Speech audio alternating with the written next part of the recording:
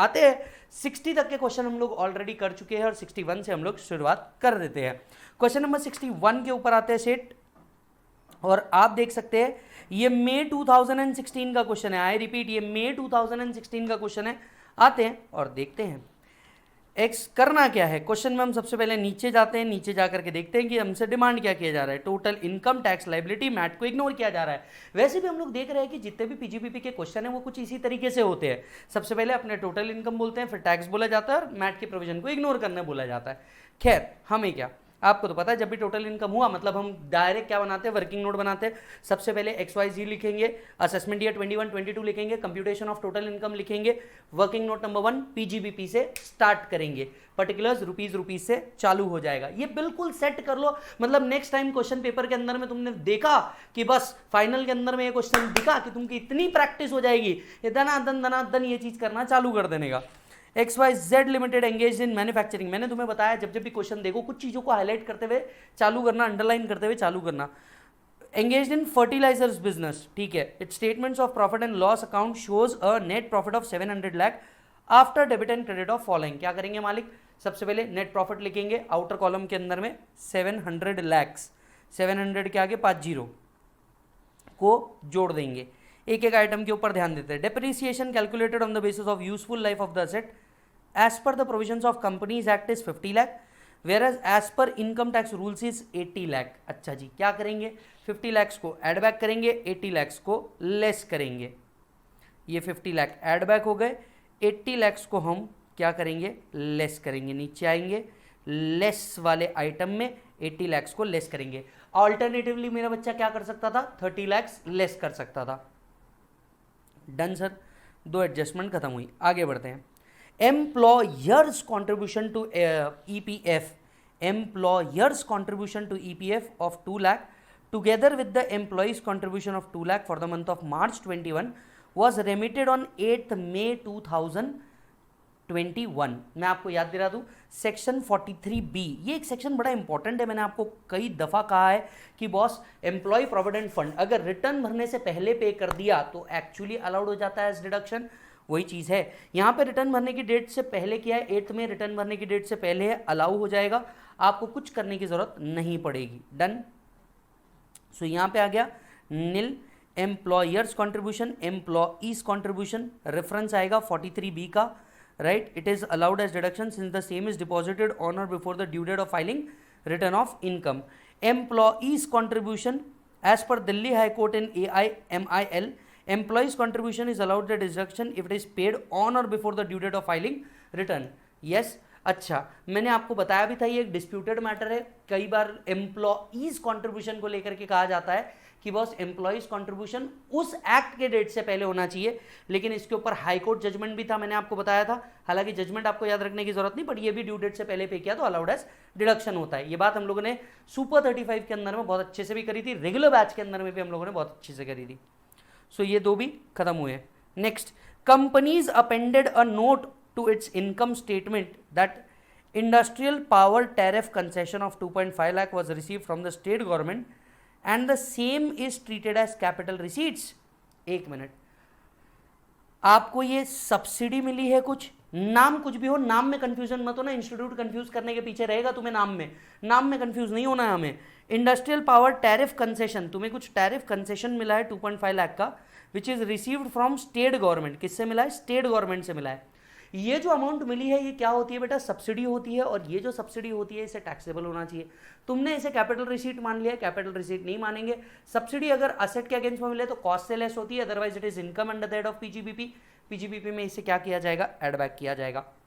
हमें क्या करना होगा, इसे नेट प्रॉफिट में एड बैक करना होगा। आपने इसे कैपिटल रिसीट माना है पर ये कैपिटल रिसीट नहीं है। So 2,50,000 should be added back to the net profit. So this is added back to the net profit.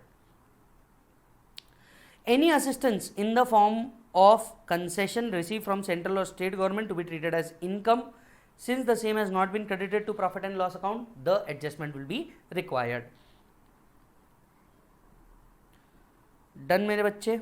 Next, the company has provided an amount of 25 lakh being estimated as payable to worker based on the agreement to be entered with worker union towards periodical revision once in a 3 years.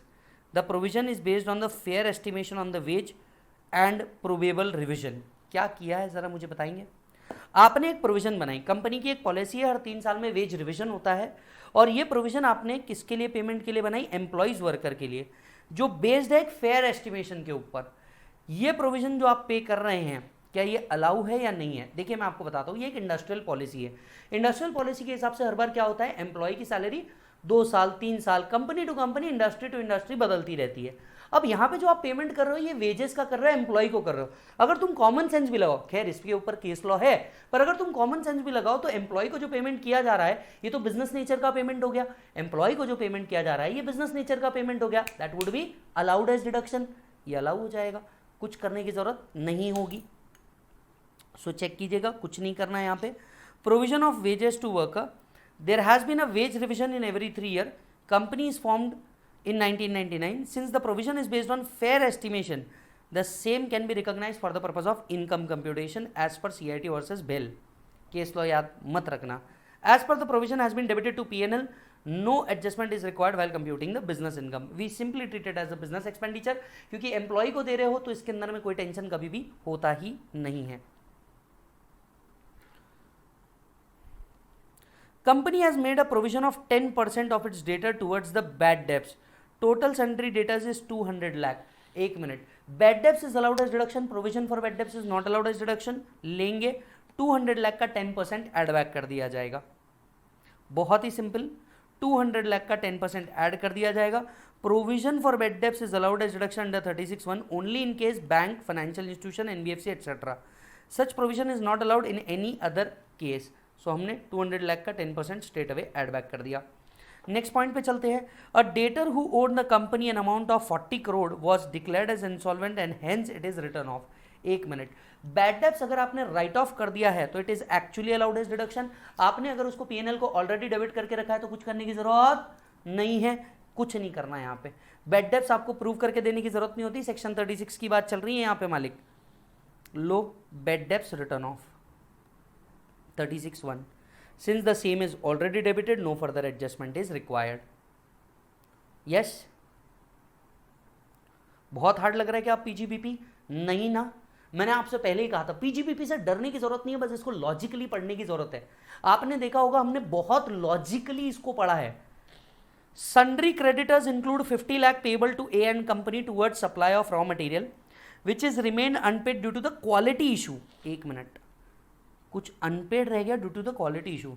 N agreement has been made to settle an amount at a discount of 75% of the outstanding. एक minute, sundry creditors की बात कर रहे हो, debtors की नहीं। Debtors में अगर डिस्काउंट हो जाते तो अलग विषय होता है, ये क्रेडिटर्स का डिस्काउंट है, कुछ क्वालिटी इशू से रिलेटेड था। 50 लाख का 75%, 50 इंटू 7.5, ये आएगा 37,50,000 अराउंड, ठीक है। सन्ड्री क्रेडिटर क्वालिटी इशू के कारण उनका जो आउटस्टैंडिंग था, डिस्काउंट ऑफ 75% ऑफ आउटस्टैंडिंग, इतना वो डिस्काउंट दे रहे हैं। मतलब 50 लाख का 7.5%, सॉरी 75%, नॉट 7.5%, 75% का वो लोग क्या दे रहे हैं, डिस्काउंट दे रहे हैं। मतलब 37.50 लाख रुपीस का आपको रेमिशन मिल रहा है। रेमिशन, सीजेशन, सेक्शन बोल, सेक्शन बोल, वेरी गुड। 41(1) रेमिशन या सीजेशन तेरी इनकम मानी जाएगी, प्रॉफिट में ऐड बैक करना पड़ेगा। तो 37,50,000 प्रॉफिट में ऐड बैक हो जाएंगे मालिक। Discount given by sundry creditor 75%, 41(1) रेमिशन या सीजेशन माना जाता है। 37,50,000 तो ये नेट प्रॉफिट में क्या किया जाएगा, ऐड बैक किया जाएगा। बहुत शानदार बेटा, ये भी खत्म। ओपनिंग एंड क्लोजिंग स्टॉक, अब ये हद हो गई है क्योंकि ये कॉमन हो चुका है तुम्हारा। क्लोजिंग स्टॉक बड़ा है ओपनिंग से, ऐड बैक करेंगे स्ट्रेट अवे, ऐड बैक करेंगे स्ट्रेट अवे। यस, सो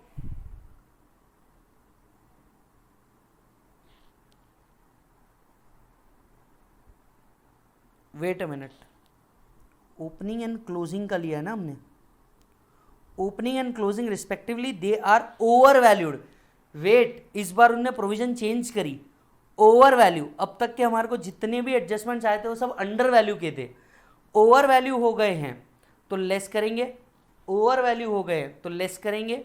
यहाँ पे 50 लैक्स का ओवर वैल्यूएशन है तो 50 लैक्स का over valuation 50 lakhs into 10 divided by 110 करेंगे, ओवर वैल्यूएशन हो गया था। अब तक के हमने जितनी एडजस्टमेंट सॉल्व किए सब अंडर वैल्यूएशन की थी। सो जितने से ओवर वैल्यू हुआ है उसे हटाया जाएगा, रिड्यूस किया जाएगा बिजनेस इनकम कंप्यूट करते वक्त। Provision for gratuity based on actual valuation, actual gratuity paid is 3 crore rupees. 5 crore रुपए का आपने क्या बनाया था, प्रोविजन बनाया था, उसमें से एक्चुअली पेड 3 करोड़ रुपीज हुआ। 43B को अप्लाई किया जाएगा 40A7 के साथ। 40A7 बोलेगा बढ़िया जितना एक्चुअली पे किया उतना आप डिडक्शन ले लोगे, गेम ओवर, 2 करोड़ रुपए एड बैक कर दिए जाएंगे जो एक्चुअली पे नहीं हुए। So provision for gratuity was based on actual valuation, it is not allowed as deduction as per 40A7. However, actual gratuity paid is allowed as deduction, hence the difference is added back 2 crore rupees. Difference has been added back. Commission of 1 lakh was paid to recovery agent for realization of debt. Tax has been deducted and remitted as per the act. अच्छा जी, आपने commission पे किया जिसके ऊपर आपने TDS deduct कर लिया। जो कमीशन पे आपने किया ये बिजनेस एक्सपेंडिचर है, जो टीडीएस आपने डिडक्ट कर लिया है ये तो करना ही था आपने, कोई एडजस्टमेंट की जरूरत नहीं है, सिर्फ घुमाने के लिए दिया हुआ है, कोई एडजस्टमेंट की जरूरत नहीं है इसमें। So commission paid for recovery since the same has been debited to P&L, no further adjustment will be required. Company has purchased 500 tons of industrial paper as packing material at a price of 30,000 ton from PQR, a firm in which majority of directors are partner. ठीक है, PQR normal selling price is 28,000 पर ton. कितने rupees extra हुए since they are, अब देखो majorly director अगर वहां पे पार्टनर है मतलब 48/2 वाला ट्रांजैक्शन हो गया, रिलेटिव वाला ट्रांजैक्शन हो गया। तुम दूसरों को 28,000 में दे रहे हो, खुद की कंपनी को 30,000 में दे रहे हो, 2,000 रुपये पर टन, 2,000 रुपये पर टन एक्सेस हुआ, 500 टन स्ट्रेट अवे इतना अमाउंट ऐड बैक हो जाएगा। 2,000 इंटू 500 रुपीज़, ये देख लीजिए 10 लाख रुपीज़ आपके क्या होंगे, ऐड बैक होंगे। 40A2 अप्लाई कर जाएगा। Any payment to relative excessive or unreasonable having regards to fair market value or benefit received, आ गया 10 लाख रुपीज। कुछ और further adjustment, additional information, there was an addition to the plant and machinery amounting to 50 lakhs. अच्छा जी, एक minute, amounting to 50 lakh, हम लोगों को डेप्रीसिएशन तो ऑलरेडी कवर कर लिया है ऊपर, इसमें ये क्यों इंफॉर्मेशन हमें दी होगी मोटा भाई? एडिशनल डेप्रीसिएशन मोटा भाई 50 लैक्स का 20%, मैन्युफैक्चरिंग है कंपनी, ये लेस होगा क्योंकि हमने डेप्रीसिएशन में एडिशनल नहीं कंसिडर किया होगा। ये देखो एडिशनल डेप्रीसिएशन 10 लाख, 50 लैक्स का 20% लेस होगा। बाकी डेप्रीसिएशन तो हमने ऑलरेडी कंसिडर कर लिया होगा इनकम टैक्स रूल्स के हिसाब से, तो हमें वो एडजस्टमेंट करने की जरूरत नहीं होगी। कंपनी हैज क्रेडिटेड अ सब contractor N amount of 8 lakh towards repairing of machinery component. The tax so deducted is remitted on 31st October 2020. बताओ क्या करेंगे इसका? सब कॉन्ट्रैक्टर को पेमेंट आपने दिया है 8 लाख रुपीज़ का towards repairing of a machinery component. Tax जो डिडक्ट किया है ये पिछले साल को पेमेंट किया था आपने और टैक्स इस साल डिडक्ट हुआ है। क्या कहना चाहते हैं वो इस एडजस्टमेंट से? पेमेंट पिछले साल का था, मतलब पिछले साल आपको इसका डिडक्शन नहीं मिला होगा, जिस साल एक्चुअली टैक्स डिडक्ट होगा उसी साल पेमेंट मिला होगा, तो इसका डिडक्शन आपको मिला होगा या नहीं मिला होगा? नहीं मिला होगा, बराबर है। तो आप क्या करोगे, आप क्या करोगे बताओ? इस 8 लाख का 30% इस साल अलाउ किया जाएगा, उसको आप नेट प्रॉफिट से लेस कर दोगे, क्योंकि पिछले साल का पेमेंट था तो पिछले साल तो इसका डिडक्शन मिला नहीं होगा, तो 8 लाख का 30% का डिडक्शन आप इस साल लोगे। 30% डिसअलाउ हो जाता है, यहां पे वो अलाउ होगा, प्रॉफिट से लेस होगा। इसकी नोट पढ़ो, सिर्फ इसकी नोट पढ़ो।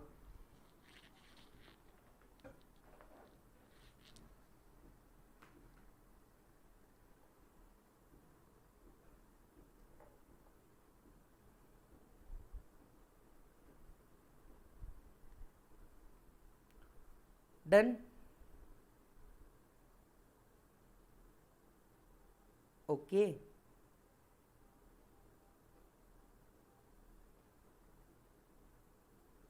बढ़ते हैं सेट आगे।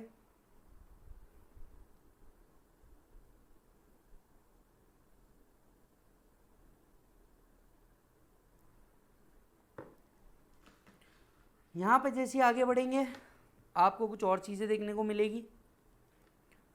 The company has collected 10 lakh as sales tax from its customer and paid the same on due dates. However, on appeal made, High Court directed the sales tax department to refund 3 lakh rupees. ऐसा adjustment हम already कर चुके हैं, फिर से घूम के ये एडजस्टमेंट आई है। देख लो, अगर आप पूरे क्वेश्चन देख रहे होंगे मेरे साथ तो आपने देखा होगा सेम एडजस्टमेंट था। 3 लाख रुपए रिफंड आए थे। The company in turn refunded 2 lakh to customer from whom the amount is collected. ये नया है बाबू। 3 लाख जो रिफंड आया उसमें से 2 लाख कस्टमर ने खुद होकर के क्या कर दिया, कस्टमर को रिफंड कर दिया। And balance 1 lakh is still lying. एक मिनट, आपकी इनकम कितनी मानी जाएगी? 1 लाख रुपए। 1 लाख रुपए आपने पहले जब उसको पे किया होगा, इसका खर्चा लिया होगा, जब ये रिकवरी हुई 41(1) अप्लाई हो जाएगा, इसमें से आपने 2 लाख रुपए कस्टमर को वापस कर दिए, तो भी स्टिल नेट आपकी इनकम कितनी हुई? 1 लाख रुपए। ये 1 लाख रुपए जो सेल्स टैक्स का आपने रिफंड नहीं किया कस्टमर को, ये आपके हाथ में टैक्स हो जाना है। सिंपली बात, क्या करेंगे? 1 लाख रुपए ऐड बैक करेंगे। ये 1 lakh rupees sales tax not refunded to customer. इसका नोट पढ़ो, इसका नोट पढ़ो।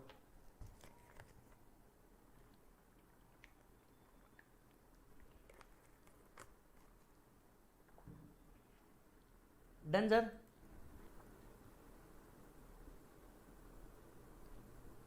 आई थिंक सारे एडजस्टमेंट्स पूरे हो गए।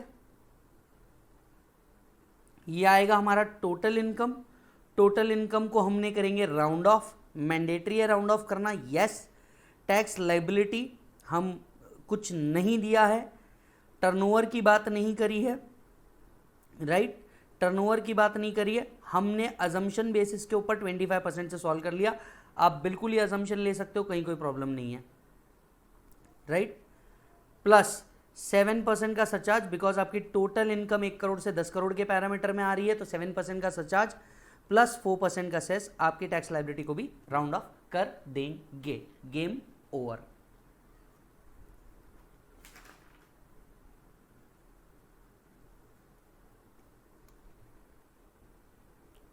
Done sir. 62 you can do it self. काय के ऊपर बेस्ड है? WDV कंसेप्ट के ऊपर बेस्ड है। थ्योरेटिक प्रॉब्लम है, मई 2016 के अंदर में आया हुआ है, आराम से आप सॉल्व कर सकते हैं, इजी है। 43(6) WDV कंसेप्ट के ऊपर बेस्ड है। Coming to question number 63, Jupiter construction limited.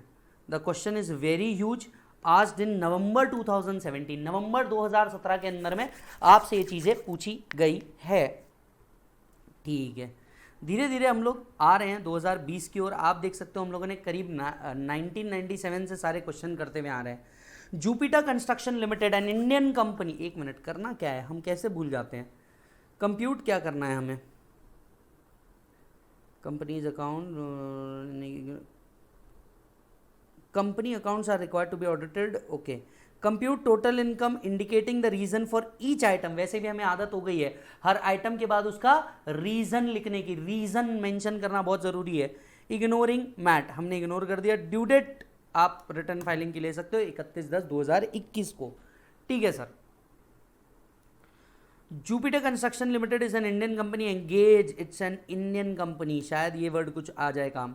Is engage in the business of executing civil contracts award by various company. एक मिनट, सिविल कॉन्ट्रैक्ट्स के अंदर में central government and state government in relation to infrastructure facility. भाई साहब infrastructure facility के अंदर में है, हो सकता है 35 AD से रिलेटेड कुछ पॉइंट बोल दे। दिमाग आपका कंटिन्यूसली मूव होते रहना चाहिए। Statement of profit and loss account is given as under 85 lakh after debit and credit of following. ठीक है सर, एक मिनट रुक जाओ, करोगे क्या जल्दी से बताओ। Jupiter construction limited assessment year 21-22 computation of total income working note number 1 PGBP particulars rupees. सबसे पहले नेट प्रॉफिट 85 लाख रुपीज लाने का, धमका के रख देने का। तो हम भी सबसे पहले वही काम करेंगे। 85 लाख रुपीज यहाँ पे आपके कवर हो गए। आते हैं नेक्स्ट पॉइंट पे, एक एक एडजस्टमेंट पे। Interest 3 lakh due to the financial institution for the last quarter of the financial year, it is paid on November. एक minute, interest means interest on borrowed capital 43B apply होगा, जो कहता है बेटा अगर interest on borrowed capital return बनने से पहले पे कर दिया अलाउ, रिटर्न बनने के बाद पे किया डिसअलाउ। अक्टूबर हमारा लास्ट डेट है रिटर्न भरने का, ये पेमेंट हुआ है कहाँ पे बेटा, नवंबर के अंदर में, डिसअलाउ हो जाएगा। 3 लाख क्या करेंगे, ऐड बैक करेंगे, 3 lakh rupees add back interest, और साथ साथ में 43B का एक्सप्लेनेशन लिखना पड़ेगा, since not paid before the due date. एक एक लाइन में भी आपने एक्सप्लेनेशन लिखा, आपको मार्क्स मिलेंगे। पर आप गलती ये करते हो, सिर्फ आप ऐड लेस करते आते हो और आज तक आपने एक्सप्लेनेशन नहीं किया। और ऐसा हो सकता है आपने जहाँ पे क्लासेस की हो वहाँ पे प्रॉब्लम ही कवर नहीं करे हो, तो ऐसा हो सकता है। टेंशन नहीं लेना बेटा, अभी मेहनत कर लो, कोई बात नहीं। 6 lakh rupees paid in India to Mr. Philip, a non-resident, towards the fees for technical services without deduction of tax TDS is however paid on 30th November। ये मतलब है हमको तो पूरा 6 लाख रुपए ऐड बैक करना पड़ेगा, नॉन रेसिडेंट को पेमेंट किया 40AI, याद आ रहा है तुमको, 6 लाख पूरा ऐड बैक कर दोगे तुम, 40AI का प्रोविजन अट्रैक्ट करके, fees for technical services to non resident, easy adjustment. Problem के साइज से मत डर बेटा, तू मेरे साथ है, मैं तेरे को भरोसा दिलाता हूं, तू बिंदास काम कर लेगा। तू बस इस चीज को देख, और तेरे ऊपर एक जिम्मेदारी है, इन वीडियोस को अपने दोस्तों तक के जरूर पहुंचा, उनकी भी मदद होनी चाहिए। Damages amounting to 15 lakh rupees paid to the government of West Bengal as per the terms of contract for defect found in construction. एक मिनट, ये जो डैमेज आप पे कर रहे हो ये बिजनेस रिलेटेड डैमेज है। बिजनेस रिलेटेड डैमेज जो आप पे कर रहे हो ये बिजनेस डिडक्शन बोल के अलाउड होगा। It is a breach of contract, so ये अलाउ होगा, इसमें कुछ नहीं करना है। Damage for breach of contract deduction since damages for breach of contract are incidental to carrying the business. Depreciation charge is 20 lakh, depreciation as per income tax कहीं दिया है 25 लाख। तो चलो ये दोनों एडजस्टमेंट एक साथ करते हैं, 20 लैक्स को ऐड करेंगे, 25 लैक्स को लेस करेंगे। 20 को ऐड और 25 को लेस। लेस वाले आइटम कहाँ है भाई साहब, इधर है लेस वाले आइटम, इसमें हमने हमारा डेप्रीसिएशन ढूंढना है 25 lakh. Land sold to Neptune incorporation was acquired at 30 lakh rupees in the financial year. Value as on the date of sales assessed by the stamp valuation authority is 50 lakh. Cost inflation index is given. हमने land cell करी है मतलब capital gain tax जरूर आएगा, हमने land cell करी है मतलब कैपिटल गेन टैक्स जरूर आएगा। अब हमें क्या करना होगा, जो प्रॉफिट आया होगा ऑन सेल ऑफ लैंड, जो प्रॉफिट आया होगा ऑन सेल ऑफ लैंड, हमें इसे कंसिडर करना होगा। सबसे पहले एक और वर्किंग नोट बनेगा कैपिटल गेन का, एक और वर्किंग नोट बनेगा कैपिटल गेन का। So this will be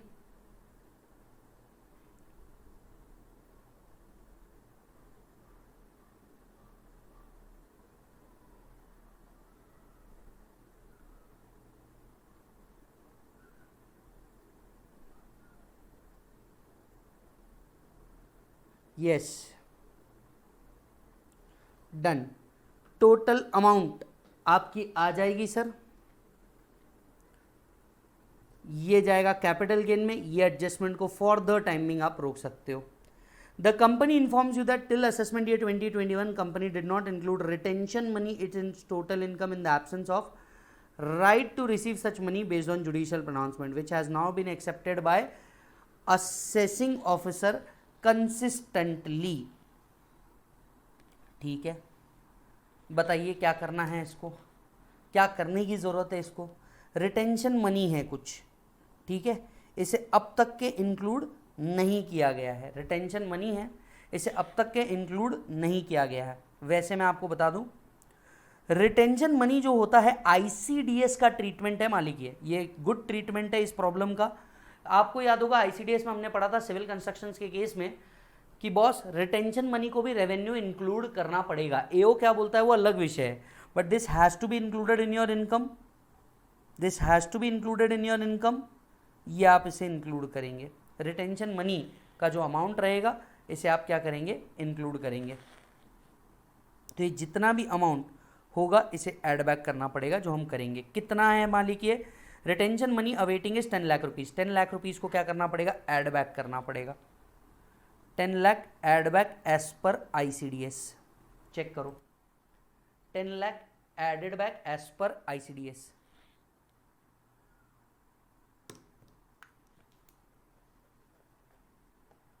done sir, बहुत बढ़िया। वापस ऊपर आते हैं। Mark to market loss amounting to 6 lakh rupees in respect of unsettled derivative contract.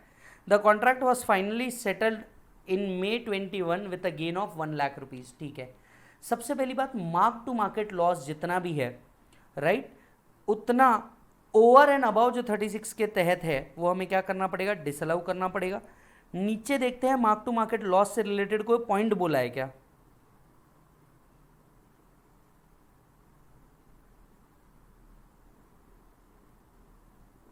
As of now mark to market related point कुछ दिया नहीं है।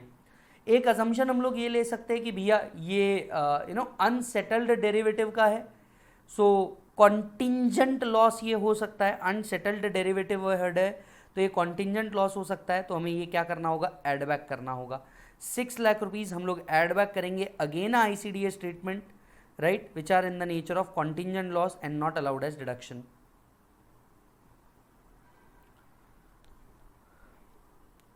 Profit of 10 lakh rupees on sale of land which is a wholly owned subsidiary company। एक minute, 10 lakh rupees क्या करेंगे हम यहाँ से बताइए। सबसे पहले तो लेस करेंगे, ये प्रॉफिट हुआ है तो, क्योंकि ये यहाँ टैक्सेबल नहीं है तो लेस कर दिया हमने 10 लाख रुपीज यहाँ से। ये टैक्सेबल नहीं है इस हेड में, ठीक है sir. 3 lakh being interest on FD made with a bank as a margin money for obtaining guarantee required by state government for particular contract। अच्छा जी, आपको पता है जब भी गवर्नमेंट कॉन्ट्रैक्ट्स होते हैं, इन गवर्नमेंट कॉन्ट्रैक्ट्स के लिए हमें क्या रखना पड़ता है, FD रखना पड़ता है या डिपॉजिट रखना पड़ता है। ये जो डिपॉजिट होता है ये गवर्नमेंट के अंदर में रखा जाता है मार्जिन के लिए, कॉन्ट्रैक्ट्स के लिए। तो ये एक बिजनेस है, इंटरेस्ट ऑन FD आया है which is made with the bank as margin money. यहां पे ऑब्जेक्टिव ऑफ अर्निंग प्रॉफिट है, answer is no, objective of earning profit नहीं है। Interest on FD with bank, nothing needs to be done since FDR is made as margin money for obtaining guarantee required. Interest income is in the nature of PGBP and hence no adjustment is required. No adjustment is required, क्योंकि ये जो margin money आप रख रहे हैं ये किसके लिए रख रहे हैं मालिक, बिजनेस के लिए रख रहे हैं, और बिजनेस के लिए मार्जिन मनी रख रहे हो तो इससे रिलेटेड जो इंटरेस्ट भी आ रहा है ये अदर सोर्सेज में नहीं जाएगा, PGBP में ही आएगा। So this adjustment is good, this adjustment is good, retention money वाली एडजस्टमेंट इज गुड। यहां पे इस प्रॉब्लम को आप इंपॉर्टेंट मार्क कर सकते हो, क्योंकि इसके अंदर में हम 43B देख रहे हैं, इसके अंदर में ICDS देख रहे हैं, इसके अंदर में 2 एडजस्टमेंट्स और है, सेल वाला भी, वो भी बताता हूं। Dividend 10 lakh receive from a real estate investment trust, the breakup of which as under short term capital gain on sale of development properties by REITs, rental income 4 lakh rupees. अच्छा जी, क्या करोगे, सबसे पहले बात तो सर आपके जो 6 लाख रुपीज है जो डिविडेंड मिला है उसको यहां से लेस करना होगा। डिविडेंड फ्रॉम रिट लेस करेंगे, क्यों, क्योंकि वो यहां पे टैक्सेबल नहीं है। यही अगर रेंटल इनकम आ रहा है रियल एस्टेट इन्वेस्टमेंट ट्रस्ट से तो बॉस उस केस में ये इनकम बन जाएगा इसी हेड में। Rental income is taxable in the hands of company that is unit holder since REITs hold immovable property for business of renting, it shall be an business income as per supreme court in Chennai properties. वैसे भी Ritz का जो nature होता है earning का वो unit holder के हाथ में आता है, तो जो रेंटल इनकम आ रही है रिट्स की वो इसकी भी बिजनेस इनकम मानी जाएगी, इसको कोई एडजस्टमेंट नहीं होगा। जबकि डिविडेंड इनकम यहाँ से हटा दी जाएगी।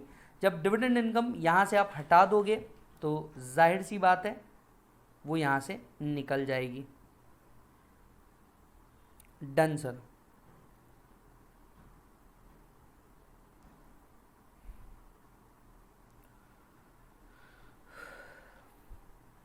यहाँ पे कैपिटल गेन कंप्यूटेशन करना पड़ेगा, ये वाला एडजस्टमेंट हो गया।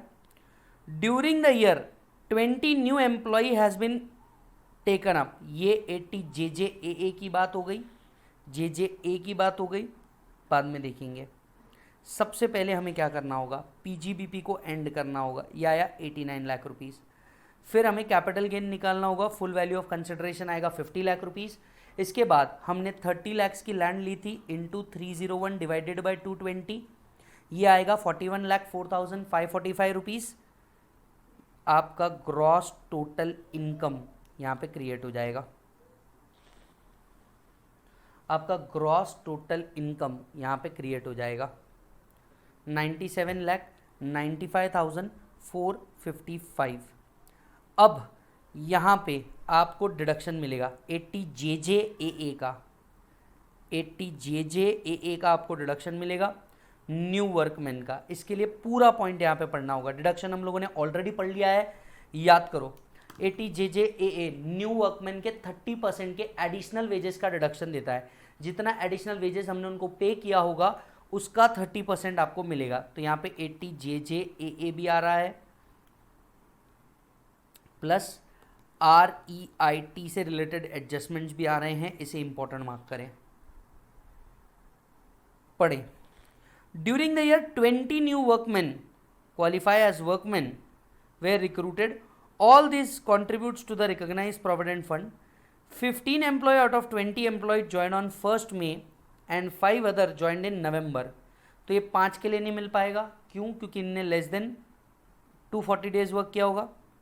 10 who joined were offered a salary of 24,500 and other were 32,000। एक मिनट, आउट ऑफ 20 5 का तो मिलने ही नहीं वाला, इसमें से वो 10 और गायब हो गए जिनकी सैलरी कितने से ऊपर, 10 नहीं,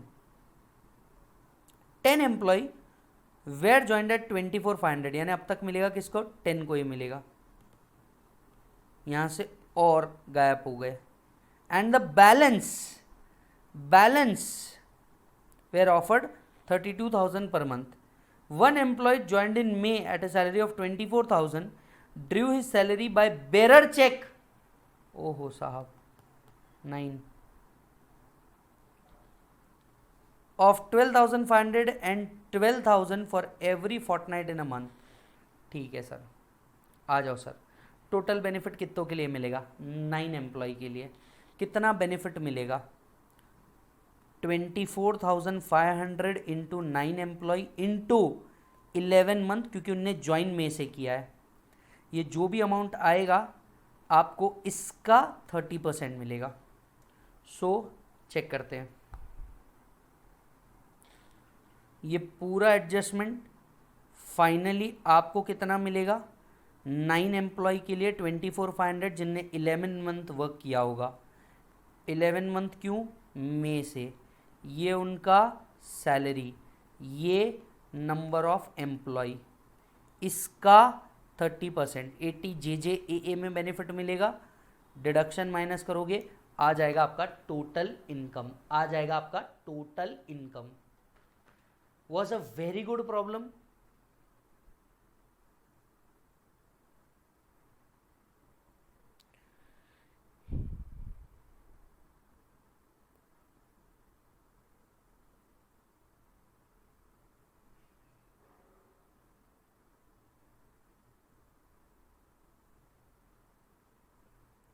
डन सर।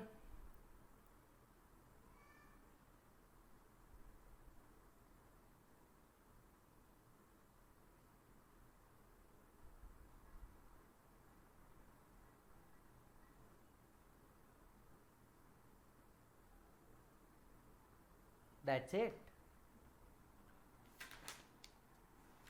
आ जाओ सर। नेक्स्ट प्रॉब्लम के ऊपर चलते हैं। Next problem is problem number 64, May 2018 old syllabus question. Old syllabus, अब यहाँ पे ओल्ड सिलेबस न्यू सिलेबस आएगा। एक बात बता दूँ, पीजीबीपी में कुछ फर्क नहीं पड़ता, पीजीबीपी में बिल्कुल वैसे ही रहने वाला है, चाहे वो ओल्ड सिलेबस हो चाहे वो न्यू सिलेबस हो।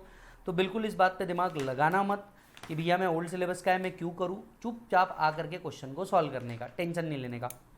करना क्या है, आपको टोटल इनकम कंप्यूट करनी है, स्टेटिंग clearly item for adjustment for each item. वही बात फिर से आपसे कही जा रही है, देख लो। यानी हर अटेम्प्ट में तुम ये समझ लो एक पीजीबीपी का क्वेश्चन रहेगा ही रहेगा तुम्हारे को, एक पीजीबीपी का क्वेश्चन तुम्हारे को हर अटेम्प्ट के अंदर में रहने ही वाला है, राइट। चलो जी, एक एक एडजस्टमेंट, ये इजी क्वेश्चन है, इसके अंदर में एज सच कुछ भी नहीं है, ये और 65 भी बहुत इजी है। BG Private Limited engaged in multiple business. Net profit as per the profit and loss account is 52 lakh. A scrutiny is given as under. 52 lakh से अपनी स्टार्टिंग हो जाएगी, पर्टिकुलर्स रुपीज़ के साथ working note number 1 PGBP start कर देना। Share income 25% from partnership firm 9,50,000 rupees. एक minute, partnership firm से कुछ शेयर इनकम मिला है, बताओ क्या करेंगे? कुछ नहीं करेंगे। पार्टनरशिप फर्म से जो इनकम आती भी है वो पीजीबीपी के अंदर में टैक्सेबल होती है। यहाँ पे आपको इस एंगल के अंदर में कुछ नहीं करना है, लेकिन एक और पॉइंट आपको याद रखना पड़ेगा। पार्टनरशिप फर्म से एज अ पार्टनर जो शेयर इनकम आती है ये एग्जाम्प्ट है अंडर सेक्शन 10(2)(a। तो आपको क्या करना है, सिंस वो एग्जाम्प्ट है पीजीबीपी में से निकाल देना पड़ेगा, 950 लेस होगा। लेस वाले आइटम सबसे पहले share income 950 because it is exempt in the hands of partner. तुरंत प्रोविजन को रीड करो, तुरंत प्रोविजन को रीड करो।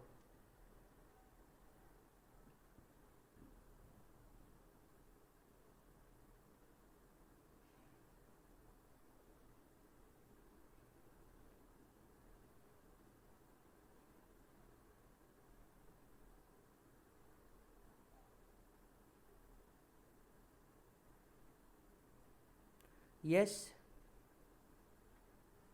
चलो जी, बहुत बढ़िया, आगे बढ़ते हैं, नेक्स्ट पॉइंट पे आते हैं। The company paid 1 lakh rupees as service charges to a call centre for attending the call of the customer and supplier. Tax was deducted at source at the rate of 2%। वैसे भी मैं आपको बता दूं, call centre के ऊपर जो TDS का रेट है, कॉल सेंटर के ऊपर जो टीडीएस का रेट है वो 2% ही है, 2% ही है। हम टीडीएस के अंदर में अभी देखेंगे, तो इसमें कुछ भी नहीं करना है आपको, कुछ भी नहीं करना है आपको, नील होगा। Service charges paid to call centre, yes. TDS इस पे है 2%। नेक्स्ट क्वेश्चन,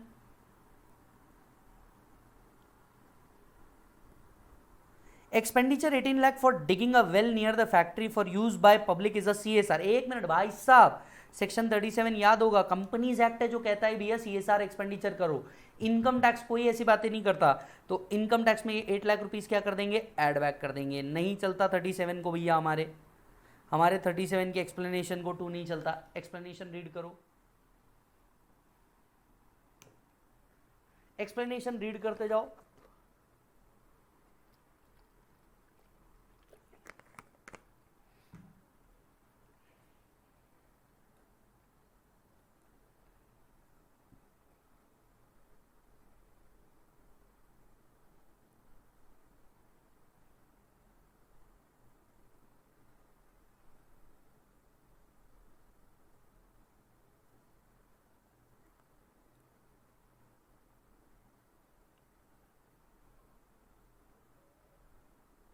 डन, ओके, बढ़ते हैं आगे। Grant received from state government for acquisition of a generator. Generator, ठीक है, जनरेटर के लिए आपको क्या मिला है भाई साहब, एक 10 लाख रुपीज मिले हैं। The generator was acquired for 35 lakh rupees. Sum of 5 lakh was paid as advance by cash to the supplier of generator. 5 lakh रुपए कैश में दे दिए उठा के, बहुत बढ़िया कर रहे हो sir, cash payment. The grant amount received is credited to the PNL, ये तो जाना ही था। डेप्रीसिएशन चार्जेस 35 लाख का 15%, डेप्रीसिएशन ही तो गलत चार्ज कर दिया। सबसे पहली बात, ये जो आपने पेमेंट किया है एडवांस पेमेंट, इसका क्या होगा और कितना होगा, ढूंढ के बताओ। अच्छा, कुछ और बातें, पीएनएल को आपने 10 लाख रुपए क्रेडिट तो कर दिए, लेकिन क्या ये क्रेडिट होने थे, नहीं, बिकॉज ये असेट के अगेंस्ट में मिले हैं। असेट के अगेंस्ट में अगर ये मिले हैं तो इसे असेट की कॉस्ट से लेस होना चाहिए था, आपने उसे पीजीबीपी इनकम दिखा दिया, ट्रीटमेंट ही गलत है। सबसे पहले नेट प्रॉफिट से इसे क्या करना पड़ेगा, less. It's a good adjustment, पर हम ये ऐसी एडजस्टमेंट ऑलरेडी कर चुके हैं। 10 लाख रुपीज़ आप लेस करोगे, grant received why it should be taken into account while determining the actual cost. 43(1) explanation 10. पहले ये रीड करो.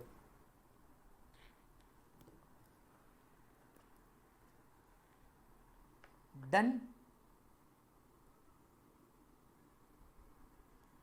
अच्छा जी, इससे रिलेटेड हो सकता है हम डेप्रीसिएशन का एडजस्टमेंट करें. अब डेप्रीसिएशन कितना आएगा? 15%. डेप्रीसिएशन कितना आना चाहिए? 15%. 15% ऑफ व्हाट? जनरेटर की कॉस्ट 35 लाख थी, जिसमें से 5 लाख रुपीज स्काई में पे हुए, आपके कैश में हुए, तो ये कॉस्ट का पार्ट नहीं बनेगा. बचे 30 में से अगर आप देखोगे तो और भी कोई एसेट है क्या, हमें वो भी कंसिडर करने पड़ेंगे. तो इस पॉइंट को हम रखेंगे पेंडिंग. इस पर्टिकुलर पॉइंट को देखते हैं इसका डेप्रीसिएशन एंगल क्या होगा. Assume that the company is not eligible for additional depreciation. ठीक है, समझ गए हम. During the year company has brought textile goods from a local supplier. Cash payment was made exceeding 10,000 but below 20,000 in a day to 15 supplier aggregating to 2 lakh. Cash payment 2 lakh, 100% added back.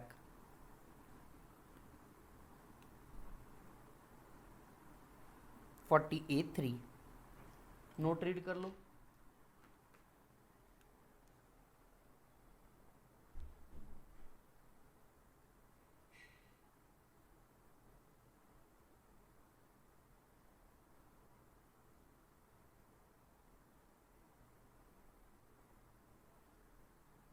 Done. ऊपर चलो वापस से.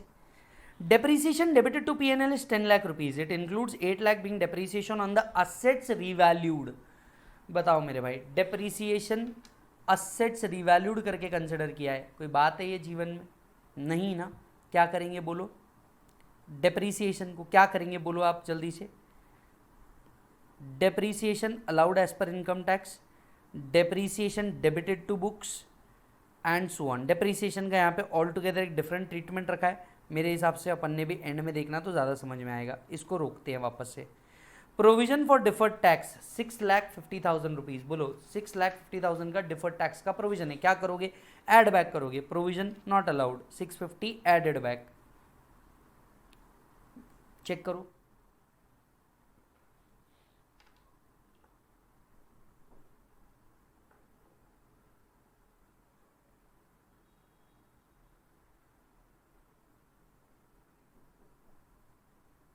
Done. चलो जी.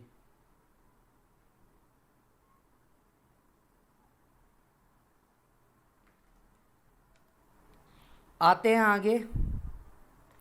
Trade creditor 5 lakh were outstanding for more than 5 years and there is no business relationship with them. The amount was unilaterally transferred to the credit. Trade creditor थे 5 लाख रुपए के. इसको हमने अल्टीमेटली क्या कर दिया, कोई बिजनेस था नहीं, अमाउंट यूनिलैटरली ट्रांसफर कर दिया. रेमिट नहीं किया उन्होंने, रेमिट नहीं किया, हमने यूनिलैटरली क्या कर दिया, ट्रांसफर कर दिया. क्या होना चाहिए इसका एडजस्टमेंट, आप बताओ, आप बताओ क्या होना चाहिए इसका एडजस्टमेंट. यूनिलैटरली हमने खुद ने होकर प्रॉफिट एंड लॉस अकाउंट को क्रेडिट कर दिया. क्या होगा इसका एडजस्टमेंट? कुछ भी करने की ज़रूरत नहीं है आपको. सर क्यों? खुद दिमाग लगा के मुझे ज़रूर बताना कि क्यों कुछ करने की ज़रूरत नहीं है. मुझे मैसेज करना कि सर इसको कुछ क्यों करने की ज़रूरत नहीं है. हमने लेक्चर में डिस्कस किया है. इस लाइन को ध्यान में रखते हुए आप मुझे बताना कि हमने क्यों कुछ नहीं करना है. Right. Royalty income in respect of patent is 12 lakh rupees. Royalty income है भाई साहब. क्या करोगे बताओ जल्दी से. ये रॉयल्टी इनकम 115 BBF के अंदर में कवर हो रही है. रॉयल्टी इनकम 115 BBF के अंदर में कवर हो रही है. क्या करना चाहिए हमें? कुछ नहीं. Why? Because royalty income in respect of patent charge is treated as business income or income from other sources depending upon the fact. अब ऐसे केस में सिंस एसएससी मल्टीपल बिजनेस में है, हम इसको पीजीबीपी इनकम मान रहे हैं और इसको यहाँ से अदर सोर्सेज में नहीं डाल रहे. नहीं तो हम हो सकता था रॉयल्टी इनकम को अदर सोर्सेज में फेंक दे, बट यहाँ पे हमारे पास मल्टीपल बिजनेस है तो हम ये मान सकते हैं. Depreciation eligible under section 32 before considering adjustment of any item described above is 12,25,000. ठीक है, okay. The SSC executed only one civil contract value 15 lakh. The contractee withheld 20% of the contract amount, which would be released only after 2 years. The amount withheld has not been credited to P&L. मतलब ये हो गया retention money. Yes, ये क्या हो गया बेटा? Retention money. Retention money का क्या करने वाले हैं हम लोग? इधर आओ, लिखा है हमने.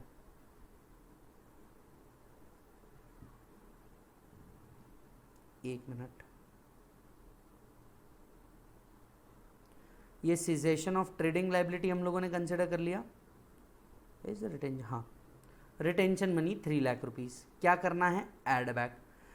Requires recognition of contract revenue including retention money on a percentage completion method. In this case, since question mentioned that SSC has executed the contract of value of 15 lakh, it is logically to assume that 100% of contract has been completed this year. Therefore, the entire retention money 3 lakh has to be recognized since the contract is fully completed.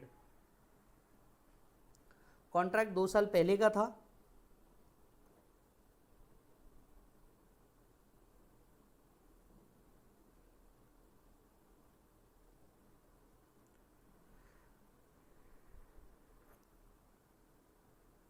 Done sir. तो हमने assumption के साथ solve कर लिया कि भाई साहब ये तो कंप्लीट हो ही चुका होगा, और कंप्लीट हो चुका होगा तो हमने उसे कंसिडर कर लिया. During the year 1 lakh equity share of 10 each was issued for 25 per share. एक मिनट, आपने इशू किया. Are you private company? Private company. The fair market value was determined to be 17. Share issue किया है आपने, issue 25 पे किया है, जबकि उसका फेयर मार्केट वैल्यू 17 है. 25 minus 17 into 1 lakh.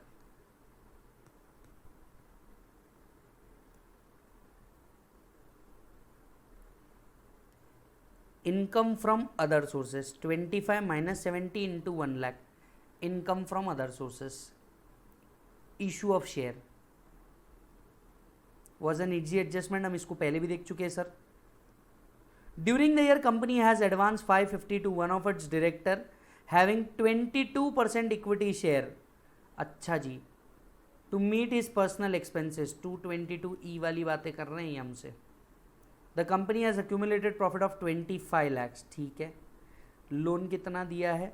5,50,000. Deemed as dividend माना जाएगा. इन the hands of whom? the person receiving it. So advance by the company, not being a company in which public are substantial interested, not less than, would be treated as deemed dividend in the hands of shareholder to the extent of accumulated profit. In this case 550 would be treated as deemed dividend in the hands of director. As per Finance Act 2020, the deemed dividend under 222E is taxable in the hands of shareholder. आप देख सकते हैं amended वाला point पूरा cover किया है.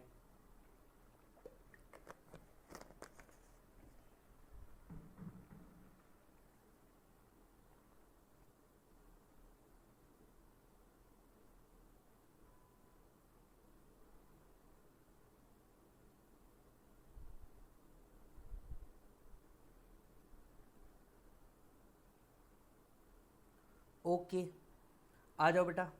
आई think सारे adjustment हो चुके हैं. During the year company advance, ये भी हो चुका है, ये भी हो चुका है. ठीक है, अब सिर्फ डिप्रिसिएशन वाला बाकी है. सिर्फ डिप्रिसिएशन वाला बाकी है. आ जाओ मालिक,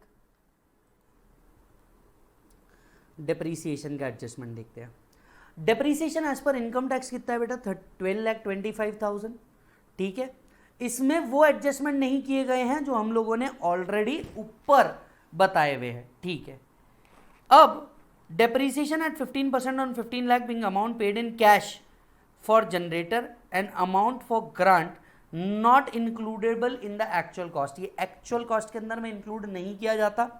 इसके ऊपर का जो डेप्रिसिएशन है 15 लाख रुपए के ऊपर का, ऊपर देखो हम लोगों ने देखा था कि बॉस आपने एडवांस दिया था, एडवांस दिया था. सो टोटल करो,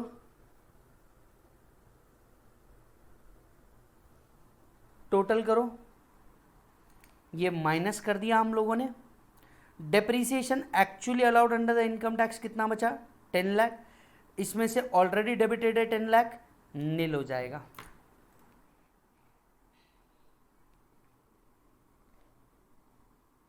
नील हो जाएगा। अच्छा, एक छोटा सा करेक्शन करना है आपको, advance money 5 lakh was paid in cash की जगह 15 लाख कर दीजिए ताकि यहां एडजस्टमेंट की जरूरत ना पड़े। ये 15 लाख कर दीजिए।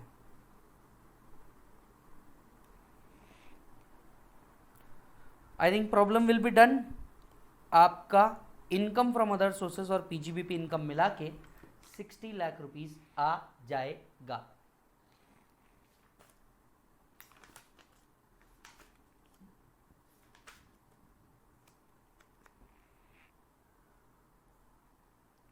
डन मालिक।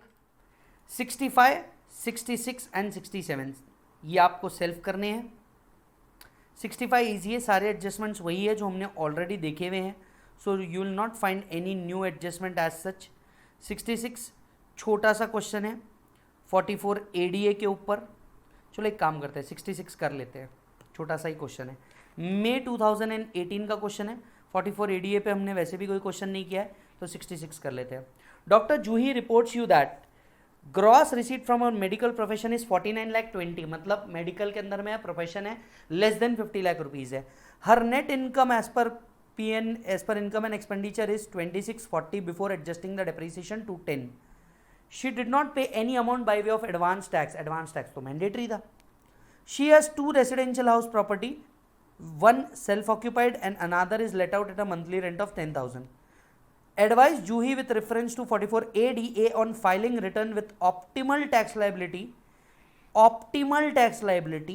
with optimal tax liability, यानी आपको नॉर्मल तरीके से भी आपको दिमाग लगाना पड़ेगा और अदर तरीके से भी आपको क्या लगाना पड़ेगा, दिमाग लगाना पड़ेगा, और फिर उसको आपको कम्युनिकेट करके बताना पड़ेगा। क्वेश्चन बहुत ईजी है, क्वेश्चन बहुत ईजी है, सिर्फ दिमाग लगाना। करना क्या है, सबसे पहले तो अगर हम बात करें कोई भी ऑप्शन ले, उसकी हाउस प्रॉपर्टी इनकम तो भैया 10,000 के हिसाब से 1,20,000 आने वाली है, उसमें से 30% का स्टैंडर्ड डिडक्शन मिलेगा। तो सबसे पहले Juhi assessment year computation of total income, working note number 1 HP gross total income 10,000, पहले लिखना सेल्फ ऑक्यूपाइड प्रॉपर्टी नील, फिर लिखना लेट आउट प्रॉपर्टी 1,20,000, उसमें से 30% का स्टैंडर्ड डिडक्शन देना, बैलेंस इनकम को HP का फाइनल कर लेना। ये हुआ HP, सेल्फ ऑक्यूपाइड को नील, लेट आउट को 120, 30% का डिडक्शन 84,000 रुपीज यहां पे लेकर के आ जाना। अब एक ऑप्शन, ये HP इनकम रहेगा ही, उसने एडवांस टैक्स पे नहीं किया, इसके बारे में हम बाद में बात करेंगे। अब उसकी PGBP इनकम, PGBP इनकम अगर उसकी देखी जाए, PGBP इनकम अगर उसकी देखी जाए तो 49,20,000 आ रहा है सेट उसका टर्नओवर, तो 49,20,000 इंटू 50%, 24,60,000 उसका PGBP आ सकता है, ये बन जाएगा उसका टोटल इनकम 25,44,000। ठीक है, अच्छा जी, क्या दूसरे तरीके से निकाला जा सकता है बिजनेस इनकम? यस, उस केस में उसका HP इनकम तो 84,000 ही रहेगा। PGBP कैसे निकालेंगे? PGBP कैसे निकालेंगे? उसने कितना अपना प्रॉफिट डिक्लेयर किया होगा? 2640। 2640 में से डेप्रीसिएशन माइनस करके दे दोगे तुम, ये आएगा 225। एक मिनट, 26,40,000 में से 210 का डेप्रीसिएशन माइनस कर देना, ये आएगा 24,30,000, और इस केस में आपकी टोटल इनकम बनेगी 25,14,000। दोनों तरीके से आपको निकालना पड़ेगा। एक, आपने प्रिजम्पटिव इनकम 50% लेके कर लिया तो क्या, प्रिजम्पटिव इनकम अगर लेते हैं तो हम डेप्रीसिएशन का बेनिफिट नहीं मिलते, डीम टू बी अलाउड माना जाता है। नॉर्मल इनकम लेके डेप्रीसिएशन माइनस करके आ गया तो क्या, आप देख सकते हैं यहाँ पे 25,44,000 आ रहा है, यहाँ पे 25,14,000 आ रहा है। साथ साथ में टैक्स भी निकाल लेते हैं, टैक्स कितना रहेगा चेक करो मालिक। इसकी टोटल इनकम है 25,44,000, सो 25,44,000 में से पहले 10 लाख तक का टैक्स आप सभी को पता है 1,12,500, एक मिनट, कहीं एज लिखी है क्या जूही की? नहीं। बैलेंस बचता है 15,44,300, सॉरी 15,44,000, इस पे 30% जो भी आएगा यहाँ पे उसका टैक्स बन जाएगा। सो यहाँ देख सकते हो आप 575,700। क्या कोई सरचार्ज लगने वाला है? नहीं, सीधा क्या लगेगा? सेस, ये आया आपका टैक्स। एक मिनट, इस पे अब इंटरेस्ट लगेगा क्योंकि आप लोगों ने एडवांस टैक्स नहीं दिया है। 234B का भी इंटरेस्ट लगेगा, 234C का भी इंटरेस्ट लगेगा। 234B का कितना लगेगा? 234B का कितना लगेगा? जो भी आपकी टैक्स लाइबिलिटी आ रही है उसका 1% लगेगा आपको। हालांकि अभी तक हमने 234B और C पढ़ा नहीं है, ये हमारा एक और टॉपिक है इंटरेस्ट, उसके अंदर में कवर होने वाला है। एज ऑफ नाउ बस आप इसको टिक कर दो, क्योंकि वो टॉपिक आप पढ़ोगे उसके बाद आपको ये पॉइंट समझ में आएगा। क्योंकि मैं तो आपको ये अजम्पशन के साथ पढ़ा रहा हूँ कि भैया आपको ये टॉपिक अभी तक आते नहीं, आप पहली बार डीटी पढ़ रहे हो। ये खत्म हुआ, यहाँ पे भी बिल्कुल उसी तरीके से टैक्स निकलेगा। 234B और C भी आएगा। 234B और C एडवांस टैक्स के नॉन कंप्लायंसेस के लिए होता है, तो वो आएगा ही आएगा। यहाँ नीचे उनके कैलकुलेशंस दिए हुए हैं किस तरीके से वो आए हैं। हालांकि एज ऑफ नाउ ये कैलकुलेशन आपको नहीं समझेंगे, मैं ये मान के चल रहा हूँ। और अगर आपका 234B और C पढ़ के हो चुका है तो ये सेल्फ एक्सप्लेनेटरी आप पढ़ सकते हो।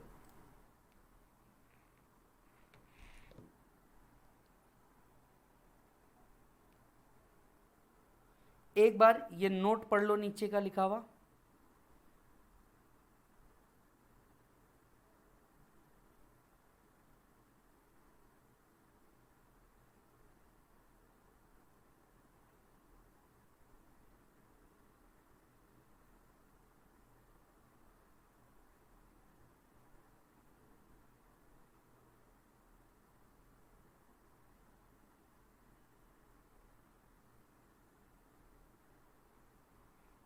Done sir?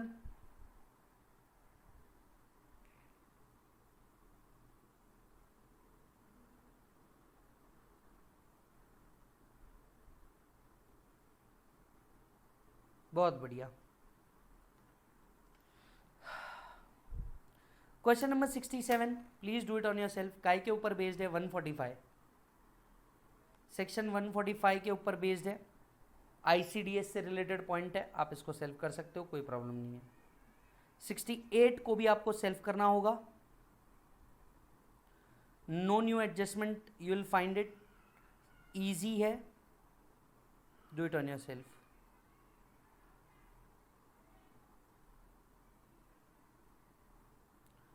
Late us go for 69।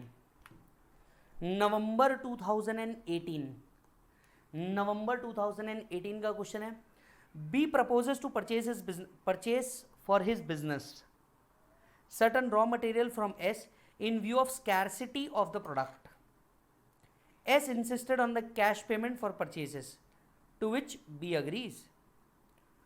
In March 21, the purchases are effected through cash invoice 3,20,000. In respect of above transaction, there will be any detrimental effect in the hands of B and S under the provisions of income tax. एक minute, अब वो क्या बात कर रहे हैं? B और S के लिए क्या इम्पैक्ट है? आपको याद होगा तो आपको एक सेक्शन आता है 269ST। 269ST के अंदर में बोला जाता है भैया एक व्यक्ति से एक दिन में 2 लाख के ऊपर रिसीव नहीं करना है, रिसीवर के हाथ में ये हो जाएगा। तो क्या लिखना होगा? 40A3 लिखना होगा प्लस 269ST लिखना होगा। It's a very good question और इसीलिए मैंने इसको लिया है। अच्छा जी, will your answer be different if cash payments effected by the buyer on 2 different date 180 140? फिर ये 269ST वाला पॉइंट हट सकता है। सबसे पहले cash purchases. Mister being making cash purchases 320, mister B is making cash purchases 320 for raw material. Disallowance under 40A3 would be attracted since the payment is made by otherwise than by account pay check draft ECS other specified mode exceeding 10,000. Accordingly 320 would not be allowed as deduction. अब S के हाथ में 269ST। 269ST prohibits a receipt of an amount 2 lakh or more in aggregate from a person in a day otherwise by account pay check draft ECS. If any person receives a sum in contravention of the above provision of 260ST, he will be liable to penalty a sum equal as per 271DA. Since in this case S has received 320, he will violate 269 ST and he will be liable to penalty 271 DA. साथ साथ में yes answer will change if they make two different purchase. 320 will be disallowed as per 40A3 and 269 ST shall not be attracted. It's a very good question. Mark this question as important. Concept based question है मालिक, concept based question है, बहुत प्यारा question है. November 2018 old syllabus question number 70 we will take it. करना क्या होगा, हमें कंप्यूट करना है मालिक टोटल इनकम को. Give your reasons in brief to each item in computation of income. सिर्फ इनकम कंप्यूट करनी है, क्वेश्चन इजी है. बस industry engage in production and marketing of diversified products. एक से ज्यादा प्रोडक्ट्स के अंदर में है, एक से ज्यादा प्रोडक्ट्स के अंदर में है.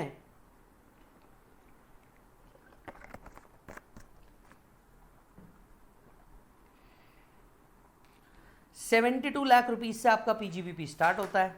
ठीक है सर, 72 लाख से आपका पीजीबीपी स्टार्ट होता है. चालू करो.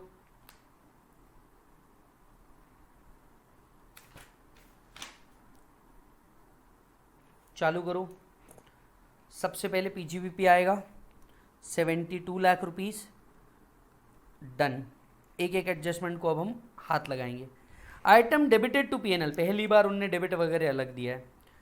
Depreciation as per companies act 24 lakh. ज़रूर यहाँ पे depreciation as per income tax भी होगा 28 लाख. बोलो क्या करेंगे, 24 को ऐड 28 को लेस. ये एडजस्टमेंट अब ज़िंदगी में बहुत बार कर लिया हमने. ठीक है, तो अब इस एडजस्टमेंट के बारे में बिल्कुल पूछना मत.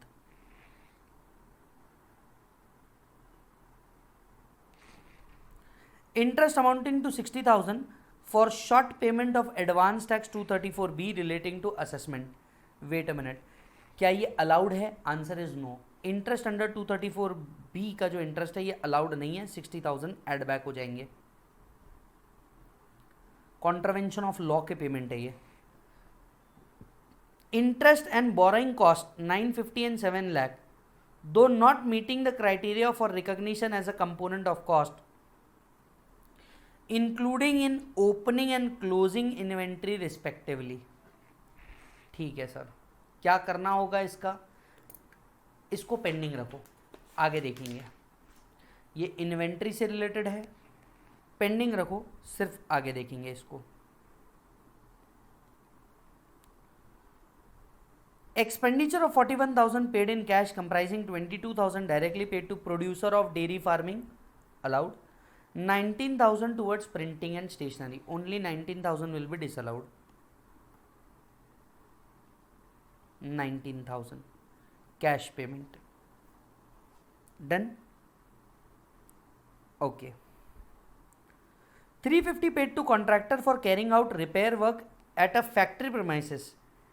Tax was not deducted at source in this payment. बोलो क्या करेंगे, 350 का 30% ले लेंगे. 40A IA 350 का 30% रिपेयर्स वर्क. कुछ भी एडजस्टमेंट नहीं लगेगा अब आपको ये, क्योंकि आप इतने सारे क्वेश्चन कर चुके होंगे ना मालिक. आपने इतने करीब 70 क्वेश्चन पीजीबीपी के हम लोगों ने सॉल्व किया. आप देखो ये आपको लगेगा अरे यार ये तो मेरे को आ ही रहा है, ये तो मेरे को मालूम ही है. 35,000 towards expenditure towards earning the income from transfer of carbon credit. एक मिनट, कार्बन क्रेडिट की जो इनकम होती है ये टैक्सेबल होती है, लेकिन इससे रिलेटेड जो खर्चे होते हैं ये अलाउ नहीं होते हैं. क्या करेंगे, 35,000 एड बैक कर देंगे. It's a good adjustment. 35,000 add back करेंगे. 115 BBG. Contribution to electoral trust 3 lakh paid by cheque. 3 lakh rupees add back, 80 GGB का deduction.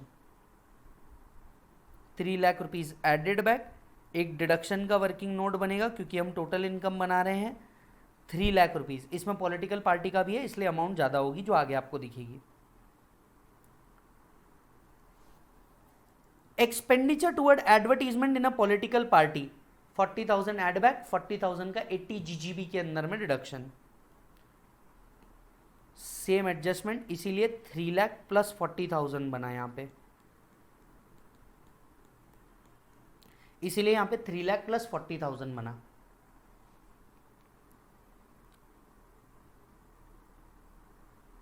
Interest on term loan obtain from cooperative bank not paid before the due date of filing return 2,60,000 rupees. आपने interest pay before the due date नहीं किया, 43B apply हो जाएगा। ये adjustment तो अब हम ऑलमोस्ट हर क्वेश्चन के अंदर में देख चुके हैं। एड बैक कर लो 2,60,000 rupees. Next, actual contribution to the pension scheme of employee is 1,50,000। एक मिनट, एम्प्लॉय कंट्रीब्यूशन जितना भी होता है आपको याद होगा मैक्स 10% ऑफ सैलरी होता है। अब ये हमें पेंडिंग रखना पड़ेगा आगे कहीं सैलरी समझने के लिए। मैक्स 10% ऑफ सैलरी अलाउड होगा, बचा हुआ क्या हो जाएगा मालिक, डिसअलाउ हो जाएगा। अब इस एंगल में हमें समझना होगा कि टोटल सैलरी कितनी है। देखेंगे टोटल सैलरी कितनी है। यहाँ पे कहीं पे लिखा है क्या, नीचे आकर के देखोगे तो आपको दिखेगा eligible salary and DA is 10 lakh rupees. 10 lakh का 10% अलाउड होगा, यानी इसमें से 1 लाख रुपए माइनस होंगे और बचा हुआ 50,000 रुपीज़ एड बैक हो जाएगा। Read this is another good adjustment. Read this.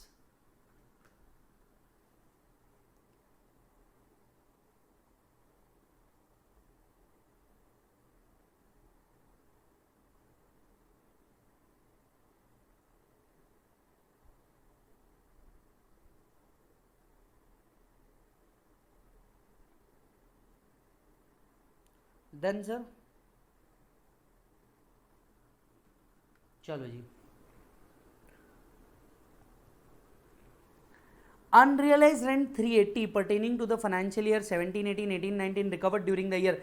याद कर मेरे भाई, अनरियलाइज रेंट जब भी रिकवर होता है उस साल की इनकम मानी जाती है और इसमें से 30% डिडक्शन मिलता है। एक और वर्किंग नोट बनेगी, income from house property, unrealise rent recovered 380, उसमें से 30% deduction.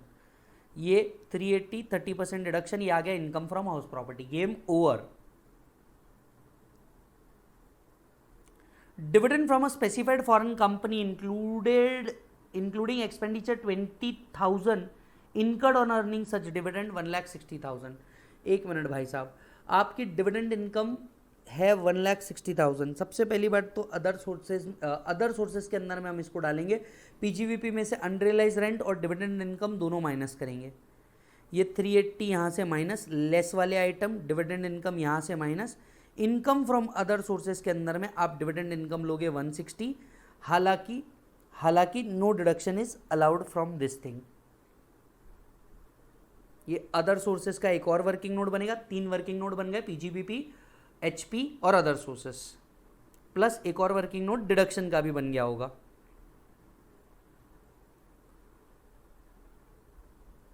Profit of 3 lakh receive from a hedging contract entered into for meeting the out of loss in foreign currency payment towards imported printing machine. Hedging contract के अंदर में कोई loss हुआ है, अब मुझे बताओ इसका क्या करेंगे।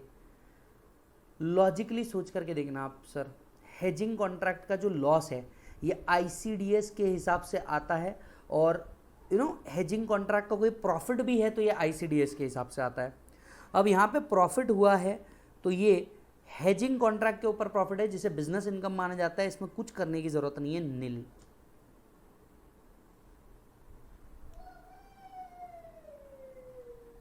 इस पे एक अजम्पशन लिखना, it is considered that it is as per the ICDS.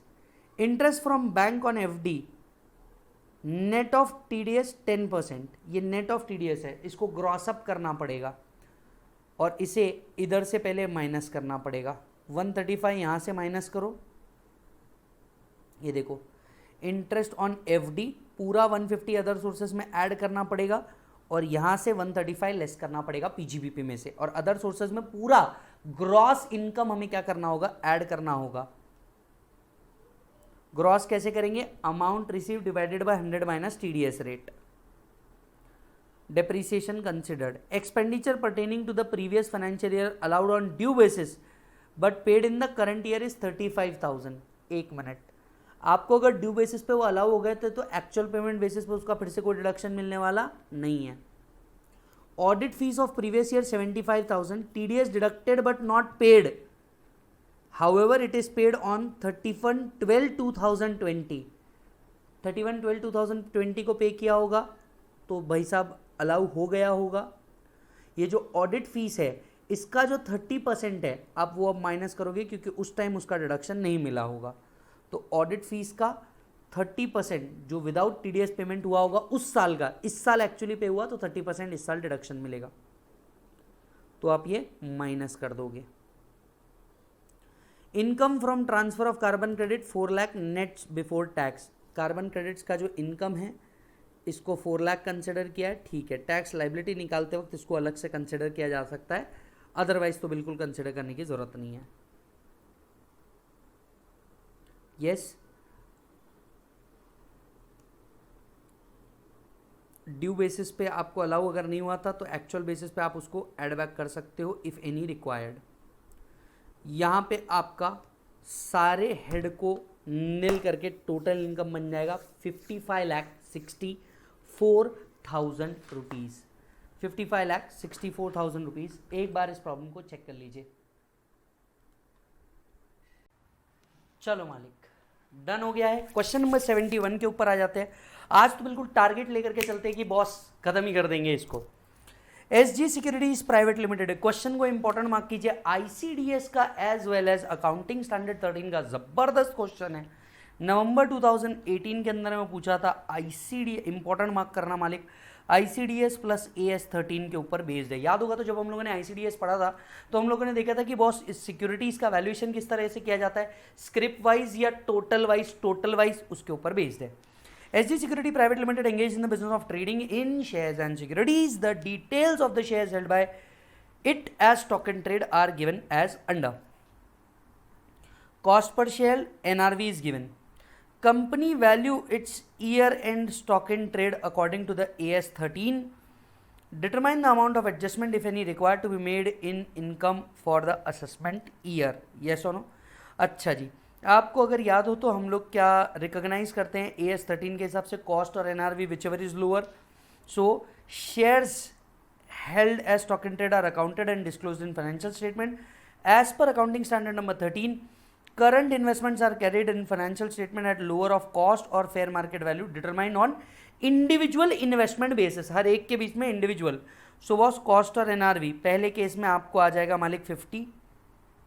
Yes, cost और एनआरवी विचेवर इज लोअर का बेनिफिट आ जाएगा यहाँ पे। सो इंडिविजुअली आप हर एक का वैल्यू करोगे, चाहे वो पी क्यू आर या एस का हो। So value of stock in trade as per AS 13 क्या बनेगा मालिक 70,650।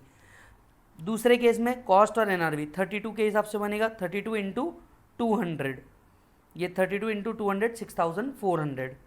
तीसरा 110 इंटू 300, ये 110 into 300 33,000।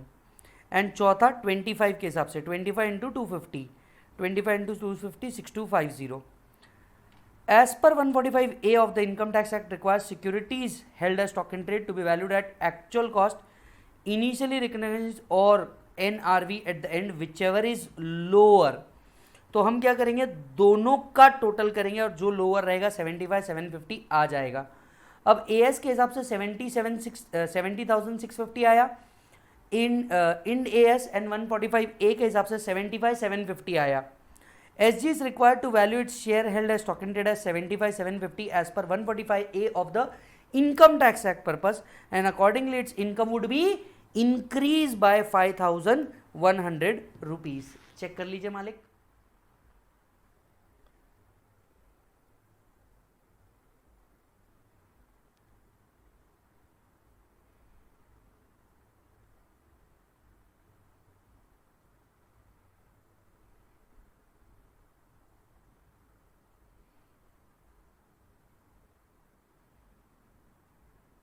Done.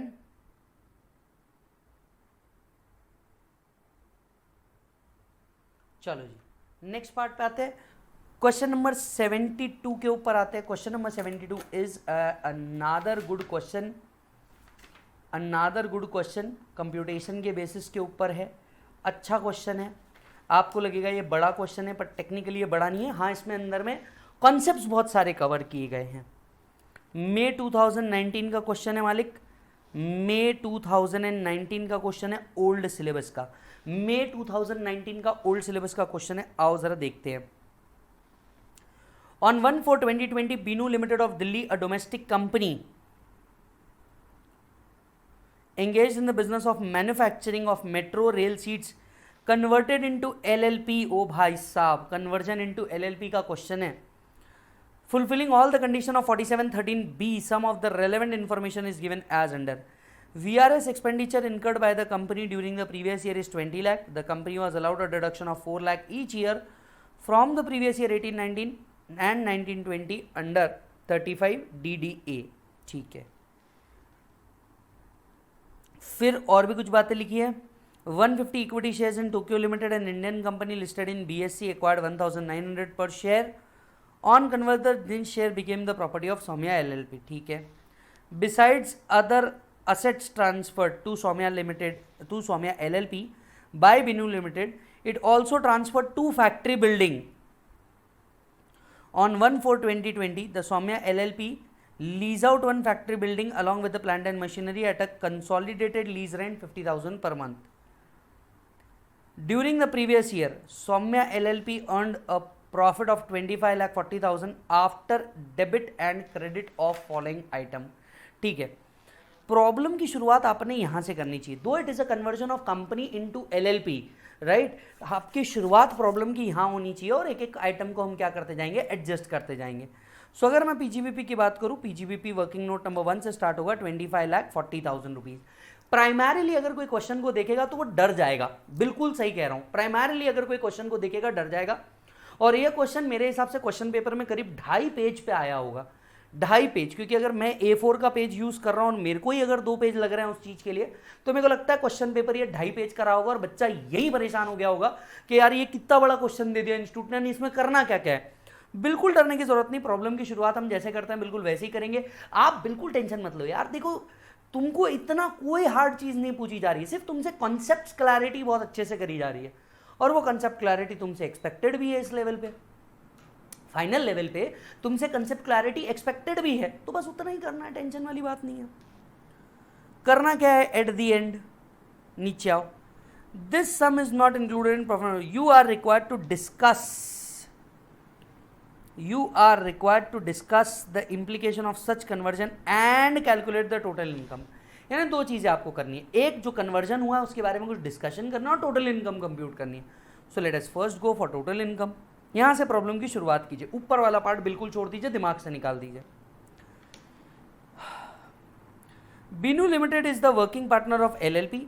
He is also working partner in another firm. He is actively engaged in the business of both the firm. Binu gets a salary of 55,000 from Soumya LLP and the same is authorized in the partnership deed. अच्छा जी, partnership deed के तहत ऑर्थोराइज्ड है. Partnership deed के तहत ऑर्थोराइज्ड है उसको कुछ remuneration. पर आपको याद हो तो रेम्यूनरेशन हम 40B की लिमिट के हिसाब से कंप्यूट करते हैं. तो पहले जो रेम्यूनरेशन आपने डेबिट किया उसको तो पूरा का पूरा ऐड बैक कर देंगे हम लोग. 40B के हिसाब से हमें रेम्यूनरेशन अलग से निकालना पड़ेगा. निकालेंगे. As of now 55,000 per month की अगर बात करिए तो 55,000 इंटू 12 ऐड बैक हो जाएगा 6,60,000 सैलरी टू बीनू. क्या करेंगे आप, ऐड बैक कर देंगे.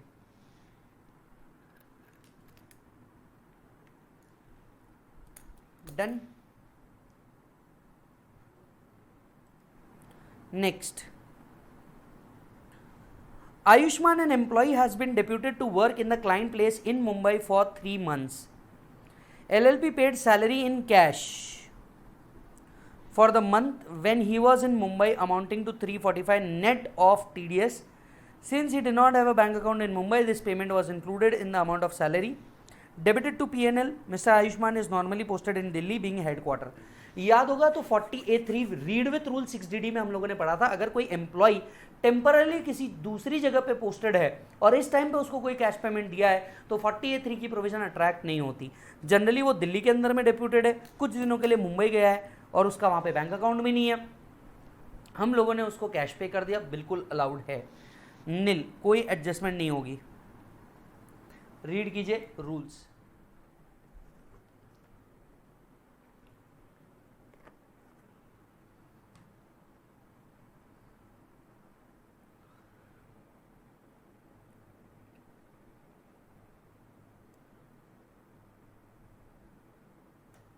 Done. Next point, third point, 25,000 was paid towards penalty for fulfilment of a delivery condition of contract. ये वाली लाइन हम पहले भी पढ़ चुके हैं। ये कॉन्ट्रैक्ट रिलेटेड डैमेजेस है जो आप पे कर रहे हैं, जो बिल्कुल अलाउड है, इसका कोई एडजस्टमेंट करने की जरूरत नहीं है, नील। ये कॉन्ट्रैक्ट रिलेटेड टू बिजनेस है, डैमेजेस रिलेटेड टू बिजनेस है, कुछ करने की जरूरत नहीं है। Fourth, the LLP had provided an amount of 18 lakh being sum estimated payable to worker based on agreement entered by the worker periodical wages के हिसाब से। एक मिनट, ये लाइन भी तुम पहले पढ़ चुके हो। पीरियोडिक वेजेस का रिवीजन होता है 3 साल के बाद, याद आ रहा है? अभी कुछ क्वेश्चन पहले आपने पढ़ा है। कुछ करने की जरूरत नहीं है, ये बिल्कुल बिजनेस पेमेंट है। अगेन आंसर आएगा नील। मतलब आप अगर कुछ क्वेश्चंस आपने ये करके चले गए ना, आप, मैं आपसे बोल रहा हूं ये क्वेश्चन है, अगर आप करके चले गए, आप देखो जाकर के सिर्फ एग्जामिनेशन के अंदर में, रिसेंटली भी जो एग्जामिनेशन हुआ थे 51 एग्जम्पशंस आए हैं मालिक, कुछ तो लॉजिक होगा ना। नो डाउट बच्चों की मेहनत है, हमने भी मेहनत करी है। Depreciation debited to PNL is 540। अच्छा, depreciation debited to PNL, PNL को डेबिटेड वाला ऐड कर दो, देखेंगे लेस क्या करना है। 5,40,000 ऐड बैक हो जाएंगे डेप्रीसिएशन के। Next point, gratuity provision is based on actuarial valuation 6.5, gratuity actually paid is 4। बोलो क्या करेंगे? 6.5 माइनस 4, 2,50,000 ऐड बैक कर देंगे। 40A7 read with 43B, check कर लो मालिक।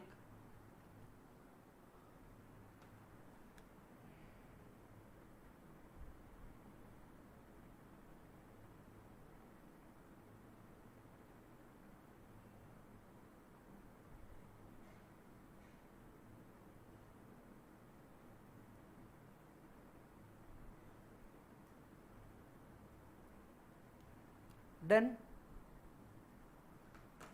Next, profit on sale of shares of Toyo Limited 1,27,000 rupees. These shares were sold in May 20 for 2,750 per share. Highest price quoted on stock exchange in 2018 was 2,500 stock. ये कुछ 112A से related concept लग रहा है। पहली बात तो PGPP में से 127 माइनस करो, क्योंकि अगर ये है भी सेल तो ये यहाँ टैक्सेबल नहीं है। सो 127 यहाँ से हटाओ, हम इसको कैपिटल गेन हेड में देख लेंगे। एक वर्किंग नोट और बनेगा कैपिटल गेन टैक्स का, वहाँ पे लेके जाएंगे। Repairs to plant and machinery includes 59,000 in respect of plant and machinery given on rent. ये जो 59,000 है रिपेयर्स किया प्लांट एंड मशीनरी को, जो आपने रेंट पे दे दी, इसका डिडक्शन अगर आना भी है तो वो जाएगा अदर सोर्सेज में, क्योंकि प्लांट एंड मशीनरी को रेंट पे देना ये आपका मेन बिजनेस नहीं है। तो प्लांट एंड मशीनरी से जो रेंट भी आया है ये अदर सोर्सेज में जाएगा। मतलब तीसरी वर्किंग नोट बनेगी income from other sources. Plant जो आपने रेंट पे दिया था, एक मिनट ऊपर चलते हैं, आपने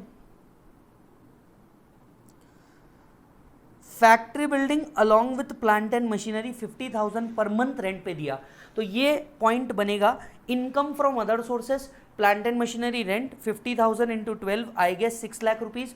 उसमें से आप क्या करोगे, ये जो आपने रिपेयर्स किया है 59,000 माइनस करोगे, क्योंकि सेक्शन 57 कहता है अगर प्लांट एंड मशीनरी आपने रिपेयर्स दिए तो इससे रिलेटेड डिप्रिसिएशन, इससे रिलेटेड खर्चे जो है आप वहां माइनस करोगे।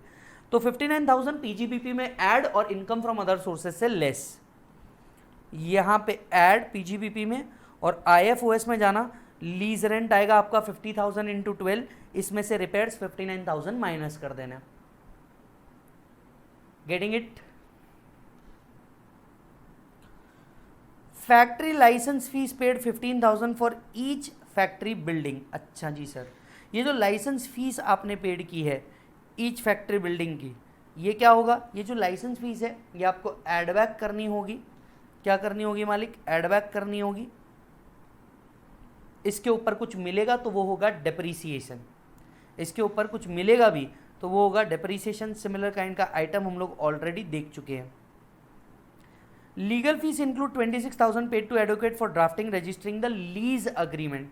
ये जो 26,000 है लीज अग्रीमेंट का, ये भी एड बैक हो जाएगा यहाँ पे, और इनकम फ्रॉम अदर सोर्सेज से ये एक लीगल खर्चा है माइनस हो जाएगा। फैक्ट्री लाइसेंस फीस यहाँ से हटेगी, इनकम फ्रॉम अदर सोर्सेज में जाएगी। यहाँ पे दोनों भी हमने क्या कर दिए, ऐड बैक कर दिए। इनकम फ्रॉम अदर सोर्सेज में जिस इनकम से रिलेट करता है उसमें से माइनस कर दी।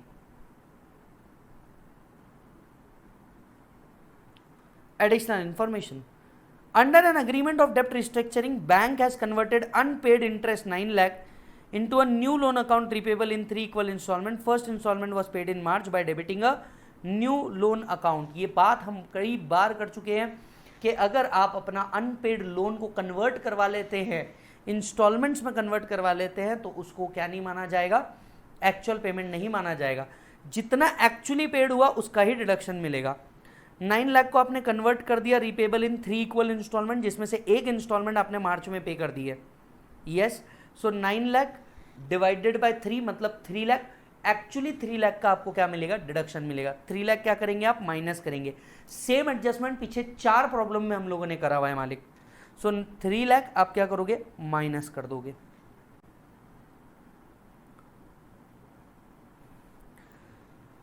Binu is a working partner brought a car which is registered in his name out of the funds of LLP. LLP के फंड से कार आई है। The car is used for exclusively business purpose. The depreciation on the car amounts to 15,000 rupees, which is not included in depreciation. क्या करेंगे, 15,000 जो car use हुई है, सीधा depreciation जो इंक्लूडेड नहीं है माइनस कर दो पीजीबीपी में से, बिजनेस में से तो अलाउड है। ये 15,000 रुपये depreciation on motor car minus कर दो। चलो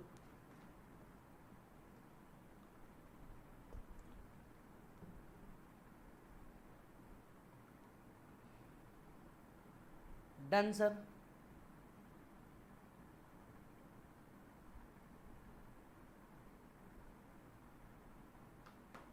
बढ़िया। Next point, depreciation as per income tax rule is 8,10,000 including given assets on lease 90,000। एक मिनट, 8,10,000 में से सबसे पहले 90,000 निकालो, क्योंकि ये 90,000 जो लीज पे दिया है वो अदर सोर्सेज से में जाएगा, माइनस होगा। और बचा हुआ 810 माइनस 90 720 यहाँ से माइनस होगा, और यहाँ पे ये माइनस होगा 90। पूरा का पूरा अदर सोर्सेस के सारी एडजस्टमेंट हो गई। ठीक है sir. LLP sold import entitlements on 1,50,000। Import entitlements जो आप सेल करते हैं ये पीजीबीपी का ही पार्ट बनता है, कोई ज़रूरत नहीं है कुछ करने की। It is an PGBP income, section 28 के अंदर में जाता है, तो इसको कुछ करने की ज़रूरत आपको पड़ने वाली नहीं है। सबसे ऊपर जाते हैं, वापस से इन लाइन से चालू करते हैं।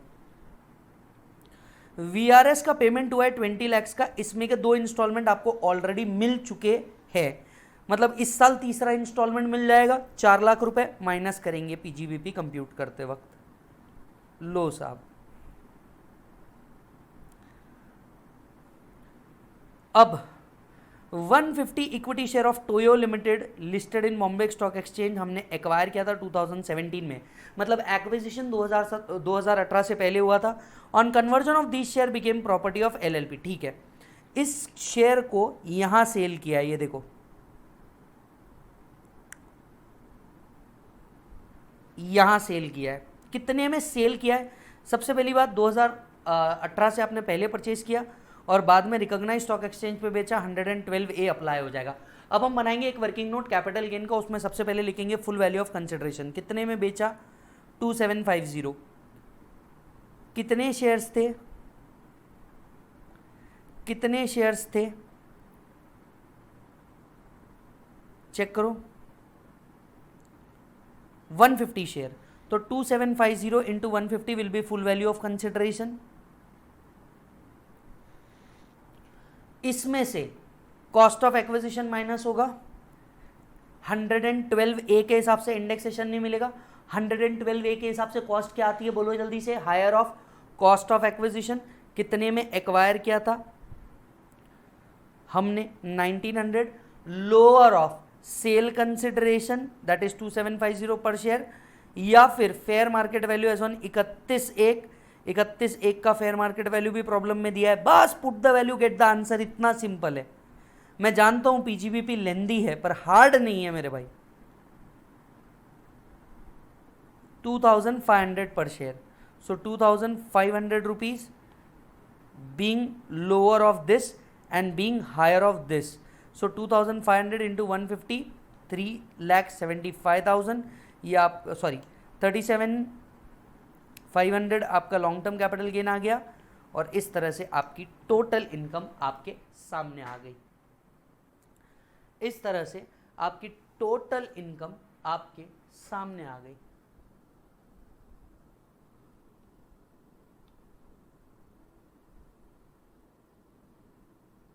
यस और नो?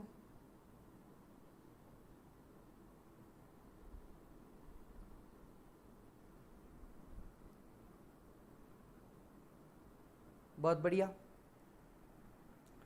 आ जाओ बेटा।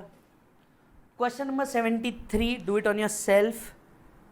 वैसे काय पे बेस्ड है मैं आपको बता दूं, एक मिनट, ये सेल्फ भी मत करो एज ऑफ नाउ, इसके लिए do it after NR taxation करो। आपको याद होगा पीजीबीपी के जो एनआर वाले सेक्शन हैं, जो presumptive income for non resident वाला पार्ट है, मैंने आप लोगों को बोला है बेटा मैं इंटरनेशनल टैक्स में सिखाऊंगा, ये वहां जाएगा, उसके बाद इसे सॉल्व करना। तो ये अभी सेल्फ करना भी मत, वहीं सॉल्व करना।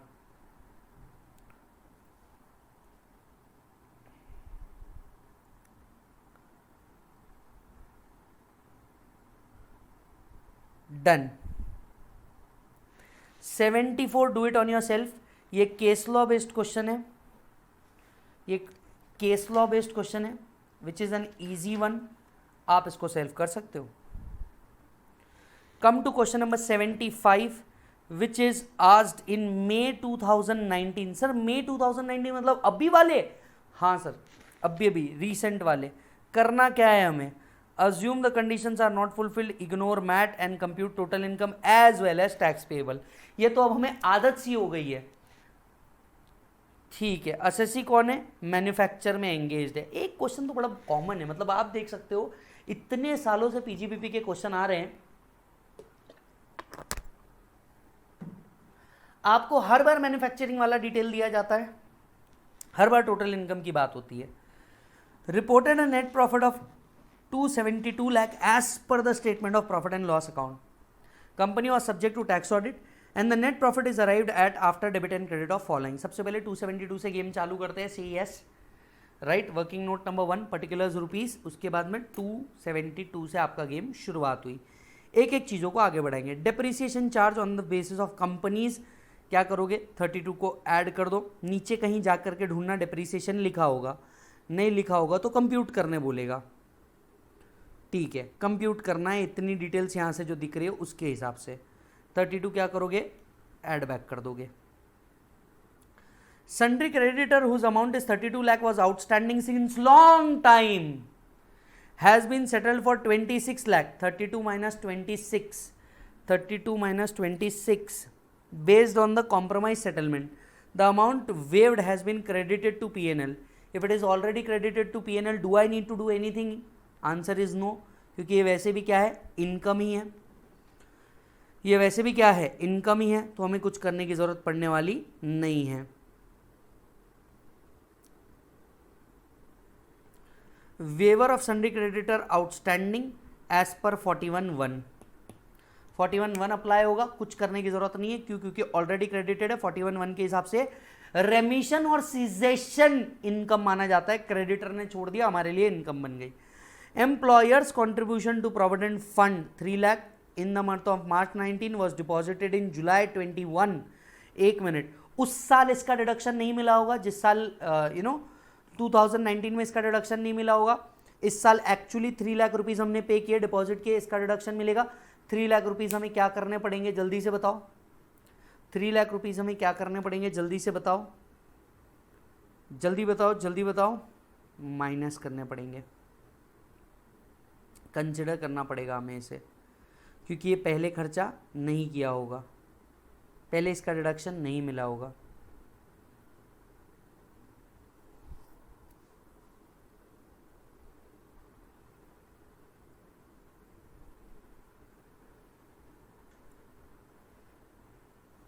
Since the same has been debited to P&L, nothing requires to be done।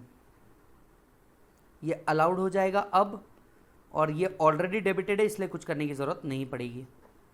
Interest payment debited 30 lakh rupees including interest on term loan of 25 lakh availed on 1/4/20 eight the rate of 12% towards purchase of machinery during the year. अच्छा जी sir, ये जो interest payment है, बोलो इसका क्या करोगे? Interest payment जो है स्ट्रेट अवे क्या हमें कंसिडर करना पड़ेगा? यस, हमें कंसिडर करना पड़ेगा। इंक्लूड्स इंटरेस्ट 25 लाख, ठीक है, टर्म लोन के ऊपर है, और ये टर्म लोन मशीनरी के लिए यूज किया गया है। डन, मशीनरी के लिए यूज किया गया है, डन। लेकिन ये मशीनरी पुट टू यूज कब से हुई, इस बारे में पहले इंफॉर्मेशन चाहिए, क्योंकि पुट टू यूज के बाद का जो इंटरेस्ट, पुट टू यूज तक का जो इंटरेस्ट होगा वो कैपिटलाइज करना पड़ेगा, और उसके बाद का जो इंटरेस्ट होगा वो अलग होगा। तो हमें सबसे पहले समझना पड़ेगा पुट टू यूज कहाँ है, इस पॉइंट को पेंडिंग रखेंगे। Payment of 30 lakhs to a an company subcontractor for processing leather without deduction of tax. This amount includes 20 lakhs for purchase of chemical, 10 lakhs towards labour charges which is separately shown in the bill. बताओ sir, ये 30 lakh rupees जो आपने किसको payment किए हैं? Contractor को payment किए हैं। क्या करेंगे इसका? क्या करेंगे मतलब क्या सर? एड बैक करना होगा, लेकिन कितना? ये जो लेबर चार्जेस इसमें इंक्लूडेड है ना, इतना, क्योंकि परचेस ऑफ रॉ मटेरियल और बिल अमाउंट सेपरेटली शो हुआ है। ध्यान से सुनना, टीडीएस का कंसेप्ट है ये it's a good adjustment. TDS का कंसेप्ट है, बिल बना करके आपको दिया, इसमें से 20 लाख रुपीस जो है ये परचेसेस के लिए है, और 10 लाख रुपीस जो है ये लेबर चार्जेस है। 194C कहता है, 194C के अंदर का ये पार्ट है कि अगर परचेसेस का अमाउंट सेपरेटली शोन है तो वो परचेस मटेरियल को एक्सक्लूड करके जो बैलेंस अमाउंट है उस पर टीडीएस होता है। यानी 10 लाख पे टीडीएस होना चाहिए, टीडीएस नहीं हुआ, 10 लाख का 30% डिसअलाउ होना चाहिए। पेमेंट ऑफ लेबर चार्जेस, ये नोट पढ़िए, एक्सक्लूडिंग द मटेरियल का होना चाहिए ये।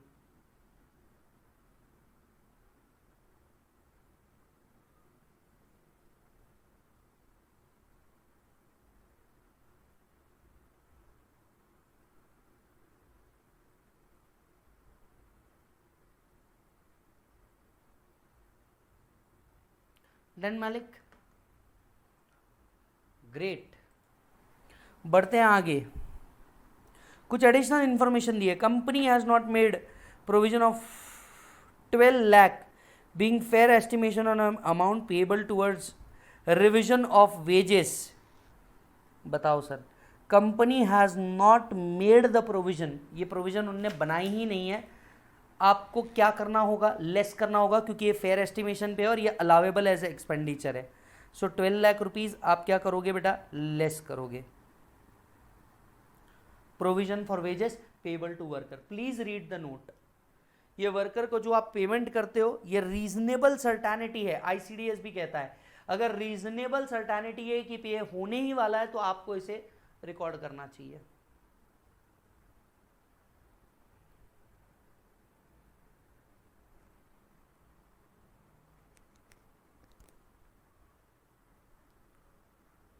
Done sir,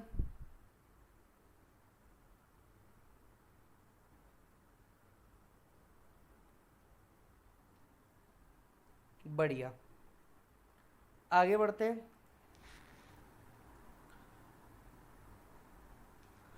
WDV of the assets before allowing depreciation as per income tax rules are as under.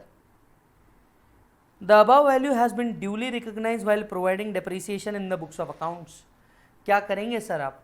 आपको एक वर्किंग नोट बनानी पड़ेगी डेप्रीसिएशन की। अब जैसे बिल्डिंग हुआ, बिल्डिंग पे कितना परसेंट है बेटा? 10%। Plant and machinery 170 lakh inclusive of 30 lakh which is acquired on 111 and put to use. ठीक है, ये 170 में से पहले 30 हटाओ, कितना बचता है? 140। 140 के ऊपर आपने पूरा 15% ले लेना है, चार्ज कर लेना है। यस, या फिर एक मिनट, ये अगर एक्वायर हुआ है 111 को तो आप इसके ऊपर कैसे कंप्यूट करोगे डेप्रीसिएशन? आइए इधर देखते हैं। Factory building 180 lakh into 10%, plant and machinery 30 lakhs being new machine cost plus 175 interest 1/4/2010 से 31/3/2020 का, 31/10/2020 का। ये इंटरेस्ट कहाँ से आया याद है? ये पॉइंट हम लोगों ने ऊपर छोड़ दिया था। 30 लाख रुपीज़ में से 25 लाख टर्म लोन का था जो 1 तारीख को लिया था। मतलब अप्रैल मई जून जुलाई अगस्त सितंबर अक्टूबर नवंबर, अक्टूबर तक के आपको कंसिडर करना पड़ेगा 7 मंथ्स, राइट। इसीलिए आप देखोगे जो इंटरेस्ट था 7 मंथ्स का उसको सबसे पहले कैपिटलाइज किया गया है। इसका नोट पढ़ो, 7 मंथ्स तक का जो अमाउंट होगा इसको आपको पुट टू यूज के डेट से पहले, अब पुट टू यूज ही नवंबर के अंदर में हुआ है आपका, तो अप्रैल से नवंबर तक का जितना भी इंटरेस्ट है 25 लाख रुपीस का इंटू 12% इंटू 7/12 ये आपको एड बैक कर दिया गया।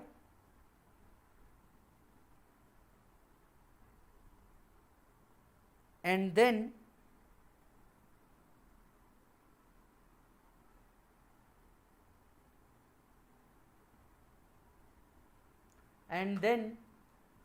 नीचे जब आओगे आप प्लांट एंड मशीनरी की कॉस्ट के अंदर में ये ऐड बैक करना पड़ेगा आपको। यहां पे आपने किया है उसको ऐड बैक। 140 lakhs के ऊपर पूरा 15% आप लोगों ने चार्ज करेंगे। 170 में से 130 गए, बचे हुए के ऊपर पूरा 15% आप लोगों ने चार्ज किया। यस, कंप्यूटर्स के ऊपर 15 लाख इंटू 40%।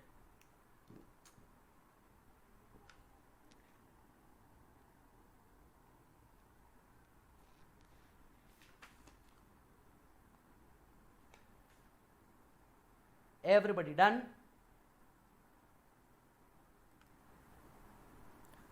साथ साथ में एडिशनल डेप्रीसिएशन भी आएगा 10% because asset is used for less than 180 days।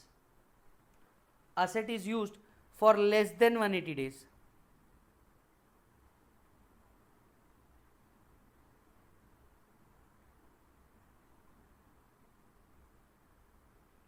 Done sir?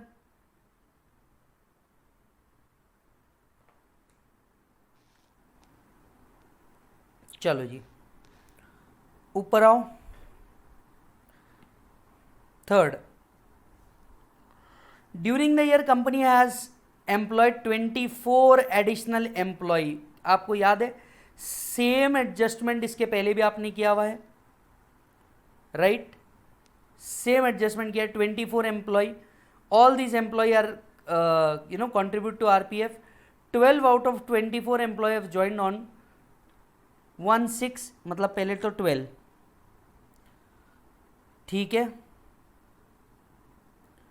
ना? ये 8 कवर होंगे ना ये कवर होगा।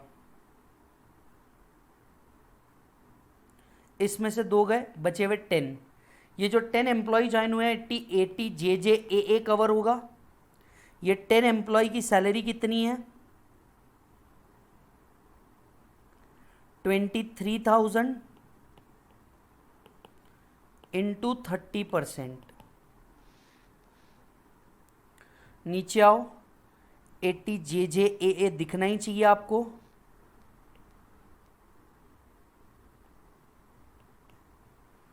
टोटल एम्प्लॉय, इसका कैलकुलेशन होगा 10 employee 10 months 23,000 plus 20,000 into 5 into 8, इसका 30%।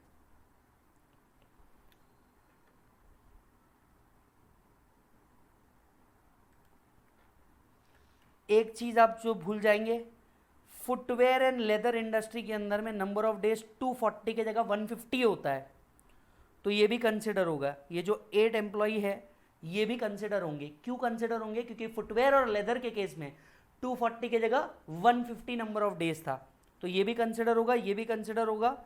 And it's a very good adjustment. Then related party को सेल किया है 1000 में, जबकि उसकी सेलिंग प्राइस है 1300 रुपीज़। क्या करना चाहिए हमें? ये सवाल ही गलत है, क्या करना चाहिए हमें? ये सवाल ही गलत है सर, क्या करना चाहिए हमें? ये आपने कवर कर लिया।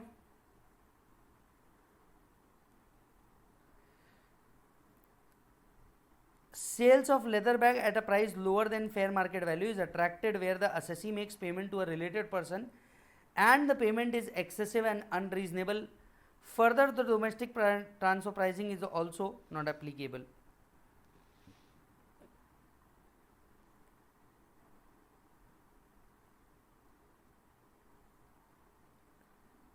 Employees' contribution to EPF is 3 lakh.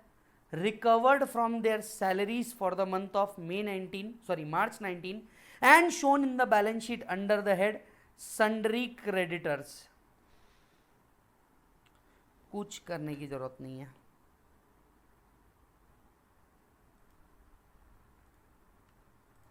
कुछ भी करने की जरूरत नहीं है, हमने ऑलरेडी सेम एडजस्टमेंट पढ़ा हुआ है। आई थिंक सारे एडजस्टमेंट डन है।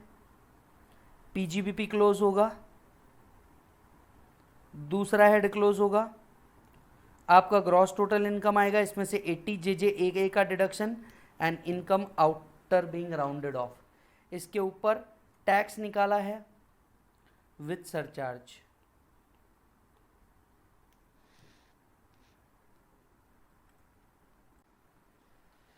चलो जी सर, डन हो गया। आ जाते हैं आगे। 76 do it on your self. 76 को मालिक खुद कर दीजिए, easy, not a big deal. Additional depreciation का कॉन्सेप्ट आएगा। 77 के ऊपर आ जाइए sir. I think this is the second last question if I am not wrong. Yes, this will be a second last question only, may be last, क्योंकि last वाला तो theory है तो मैं माइट भी आपको वो दे दूँ। Anamika Builder Construction, a company resident in India, engaged in the business of construction and real estate. क्या करना है हमें? You are required to compute the total income chargeable to tax in the hands of Anamika Builders. Give a brief for each explanation. नवंबर 2019 का question है मालिक, ठीक है। चालू करते हैं नेट प्रॉफिट से 54,80,000। जी हाँ, 54,80,000 से हम लोग चालू करते हैं। ये आ गया 54,80,000 रुपीज़। एक एक आइटम को देखेंगे। पहला आइटम डेप्रीसिएशन डेबिटेड 847, वहीं depreciation as per income taxes 514, includes an amount of 78,000 on fire fighting equipment installed in various business premises work offices of the SSC during the year as there was no incidence of fire. These equipments were not used. equipment भले use नहीं हुए, put to use means ready to use माना जाता है, और इसी के लिए आपको ये अलाउ होगा। तो डेप्रीसिएशन 847 का एड बैक करेंगे और डेप्रीसिएशन क्या किया जाएगा, लेस किया जाएगा इन आइटम्स के ऊपर। 514 का इनफैक्ट फायर फाइटिंग का भी किया जाएगा even if it is not use, because law कहता है put to use means ready to use. जरूरी नहीं आग लगा करके पहले फायर फाइटिंग की जाए और उसके बाद ही बोला जाए हाँ भाई यूज्ड, तो ऐसा कुछ भी जरूरी नहीं है। नेक्स्ट एडजस्टमेंट्स की अगर हम बात करें, the gross revenue include 5 lakh in respect of a service contract for maintenance of office building of Knitup limited for the period of March 21 to April 21। अच्छा जी, the expenses incurred on the project till 31/3/2021 amounts to 127, which is included in other expenses. अब ये 27 को हम क्या consider करेंगे? क्या सबसे पहली बात तो ये सर्विस कॉन्ट्रैक्ट है, एसएससी कुछ सर्विसेज के अंदर में है, engage in the business of construction and real estate. अब ये सर्विस कॉन्ट्रैक्ट है। सर्विस कॉन्ट्रैक्ट आईसीडीएस को जरा ध्यान में रखो। सर्विस कॉन्ट्रैक्ट अगर 90 डेज से कम का है तो जिस दिन सर्विस कंप्लीट होगी उस दिन हम उसका क्या करेंगे, रेवेन्यू बुक करेंगे। उस कंसेप्ट के ऊपर बेस्ड है, it's a good adjustment. So 127 add back कर देंगे। Expenses on service contract as per 43 CB, if duration of service is not more than 90 days then revenue shall be recognised on completion method. तो पिछले बार का जो था वो लेंगे हम लोग, एड बैक कर देंगे। Amount of employee benefit includes 4,41,000 in respect of bonus payable to employee in the previous year 2021. The company and its employee union has a dispute over the payment of bonus. In order to avoid the late payment of bonus, company formed a trust. transferred the amount of bonus payable to employee to the said trust. The dispute was settled in the month of October 20 and the trust paid an amount of bonus on 30 December 2021. बताइए क्या होना चाहिए? Bonus कितने का था? 441 का. इस साल का कोई बेनिफिट मिलेगा क्या? Answer is no. इस साल कोई बेनिफिट नहीं मिलेगा, एड बैक हो जाएगा उल्टा. The bonus would have been allowed under 36(1) even though the amount of bonus was initially remitted to trust created. It is after the due date of filing return and would not be allowed merely because the amount was remitted to the trust. Check कीजिए, after the due date बनने वाला है, इसका कोई deduction आपको मिलने वाला नहीं है.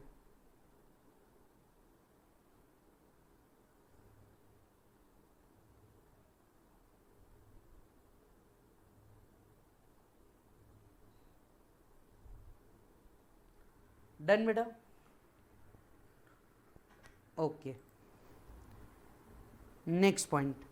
Capital gain on shares is 377,500. ये कैपिटल गेन्स आए हैं. बताओ इन कैपिटल गेन्स का क्या करना होगा? हमें हटाना होगा यहाँ से, पीजीबीपी में से हटाना होगा हम लोगों को. तो पीजीबीपी के लेस आइटम्स में से यहाँ से हटाएंगे. टोटल इनकम जब कंप्यूट करते रहेंगे तब इसे कहीं ना कहीं कंसिडर करेंगे, देखेंगे. इन respect of one of its ongoing project, assessee had made some structural changes contrary to what was earlier approved by municipal authorities. Assessee hence paid 98,000 as regularization fees in such changes in construction plan. ये जो आपने पे किया है, let's say 98,000 rupees, ये against the municipal authority किया है. Yes, breach of law और बाद में regularization fees आप पे कर रहे हो, not allowed as deduction. Regularization fees do not qualify for deduction.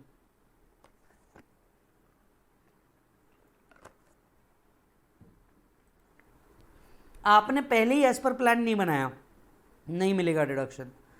Other expenditure include 145 CSR. CSR allowed नहीं है, एड बैक करेंगे. Next, during the previous year assessee company decided to expand its business and open a retail petrol pump. Accordingly 175 was deposited with a concerned authority. However, the assessee could not start his operation and deposited the authority was the forfeited. Amount paid for advertisement to political party 48,000. सबसे पहले 48,000 तो add back कर दो, plus ये जो amount forfeit हुई है ये आपका एक्सपेंडिचर नहीं माना जाएगा.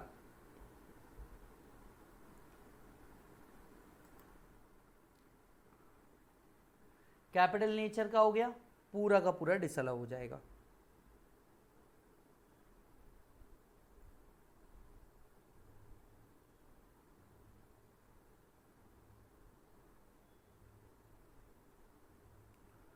डन. आगे बढ़ते हैं. On 26th October, out of 5 unsold office space in a mall, the assessee converted one such space into own office. The fair market value of the space as on that day was 15 lakh. The cost arrived for construction is 10 lakh rupees. ठीक है sir, देखते हैं इस point को. 5 officers थे जिसमें से एक ऑफिस आपने खुद के लिए रख दिया. Conversion of stock in trade into capital asset हो गया. फेयर मार्केट वैल्यू टैक्सेबिलिटी में आ जाता है. ये एक अच्छा कंसेप्ट है. फेयर मार्केट वैल्यू टैक्सेबिलिटी में आ जाता है.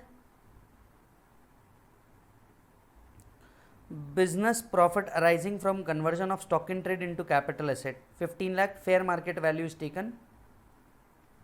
Yes. In respect of ongoing contract, there was a claim for escalation of price to the tune of 8,50,000. Company has filed a lawsuit in the year 2019. In the previous year 2021, the court gave judgment in the favor of company. The company has received 2 lakh till 31st March 2021. Gross received in the profit and loss account include 2 lakh in respect of such claims. अच्छा जी sir, सोचिएगा total कितना था escalation in price? 850. उसमें से company ने receive कितना किया? 2 lakh. Gross receipt in profit and loss account includes 2 lakh in respect of such claim. ये तो आपने क्रेडिट किया होगा, जितना भी अमाउंट आया होगा इसमें से एक्चुअली आपको 2 ही मिला, मतलब 6 का आपको एडजस्टमेंट करना होगा, 650। Claim for escalation settled in favor of company is taxable as per ICDS since there is a reasonable certainty after the court judgment. So out of 850 only 2 has been recognized. बचे हुए पूरे के पूरे disallow कर दिए, not recognise कर दिए।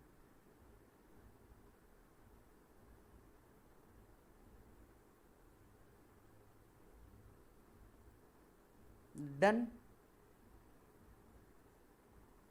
Okay.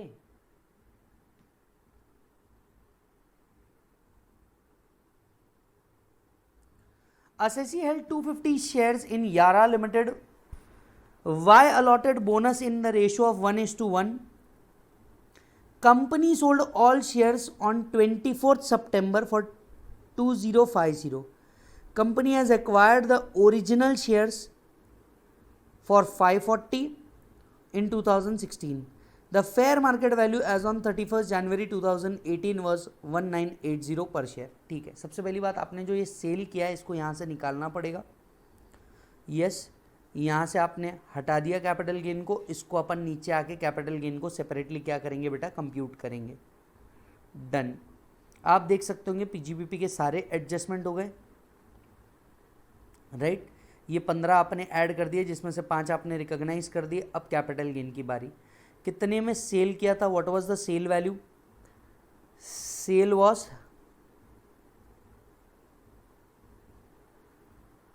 2050 per share के हिसाब से। सो 500 शेयर्स, इसमें से कॉस्ट 55 के हिसाब से माइनस किया गया, लॉन्ग टर्म कैपिटल गेन आ गया, डिडक्शन अंडर 80 जीजीबी आएगा पॉलिटिकल पार्टी को लेकर के, आपका टोटल इनकम अराइज हो गया। आप देख सकते हो कुछ भी इसमें ऐसा नहीं था जो न्यू था, कुछ भी इसमें ऐसा नहीं है जो अपन कवर नहीं कर रहे हैं।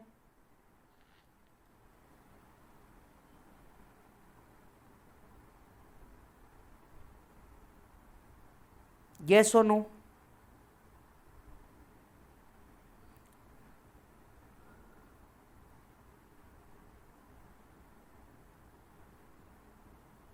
चेक कर लो मालिक। Last question 2019, please do it on your self. काय पे बेस्ड है? 35D के ऊपर बेस्ड है, प्रिलिमिनरी एक्सपेंडिचर के ऊपर। आप इसको आराम से देख करके सॉल्व कर पाओगे। और इसी के साथ हमारा खत्म होता है पीजीबीपी का क्वेश्चनर। पीजीबीपी की क्वेश्चनर में करीब 78 थे, जिसमें से आप टेंटेटिवली मान के चलो 10 से 12 मैंने आपको होमवर्क दिए हैं, और बाकी हर क्वेश्चन में हर कैटेगरी कवर करी है, चाहे वो आईसीडीएस हो, चाहे वो अमेंडमेंट हो, चाहे वो टोटल इनकम वाले प्रॉब्लम हो। आपने देखा कि पीजीबीपी के अंदर में मैंने सिर्फ पीजीबीपी कवर नहीं किया, इनफैक्ट टोटल इनकम वाले प्रॉब्लम लिए जैसे आपके एग्जामिनेशन के अंदर में आते हैं। हमने बहुत डीप डिस्कशंस किए। इसके साथ साथ आपसे रिक्वेस्ट करूंगा कि इन क्वेश्चंस को एक बार घर पे हाथ से लिख करके प्रैक्टिस करना, सो दैट आपको और बेहतर रिजल्ट मिले। यस, अगर आप फटाफट इसको देख रहे हैं तो इसके बाद एक बार आप खुद होकर के भी इसको ट्राई कीजिएगा। जितना ज्यादा प्रैक्टिस उतना ज्यादा आपके लिए बेहतर होने वाला है, राइट। इसी के साथ साथ हमारा पीजीबीपी का पार्ट खत्म होता है सर। बाकी के अगर आप ध्यान से देखोगे तो बाकी के कुछ क्वेश्चन है जो हम लोग कंसिडर करेंगे, एंड डेफिनेटली इसे हम लोग को कंसिडर करना होगा। Done sir? तो फिर यहां रुकते हैं और आगे बढ़ते हैं।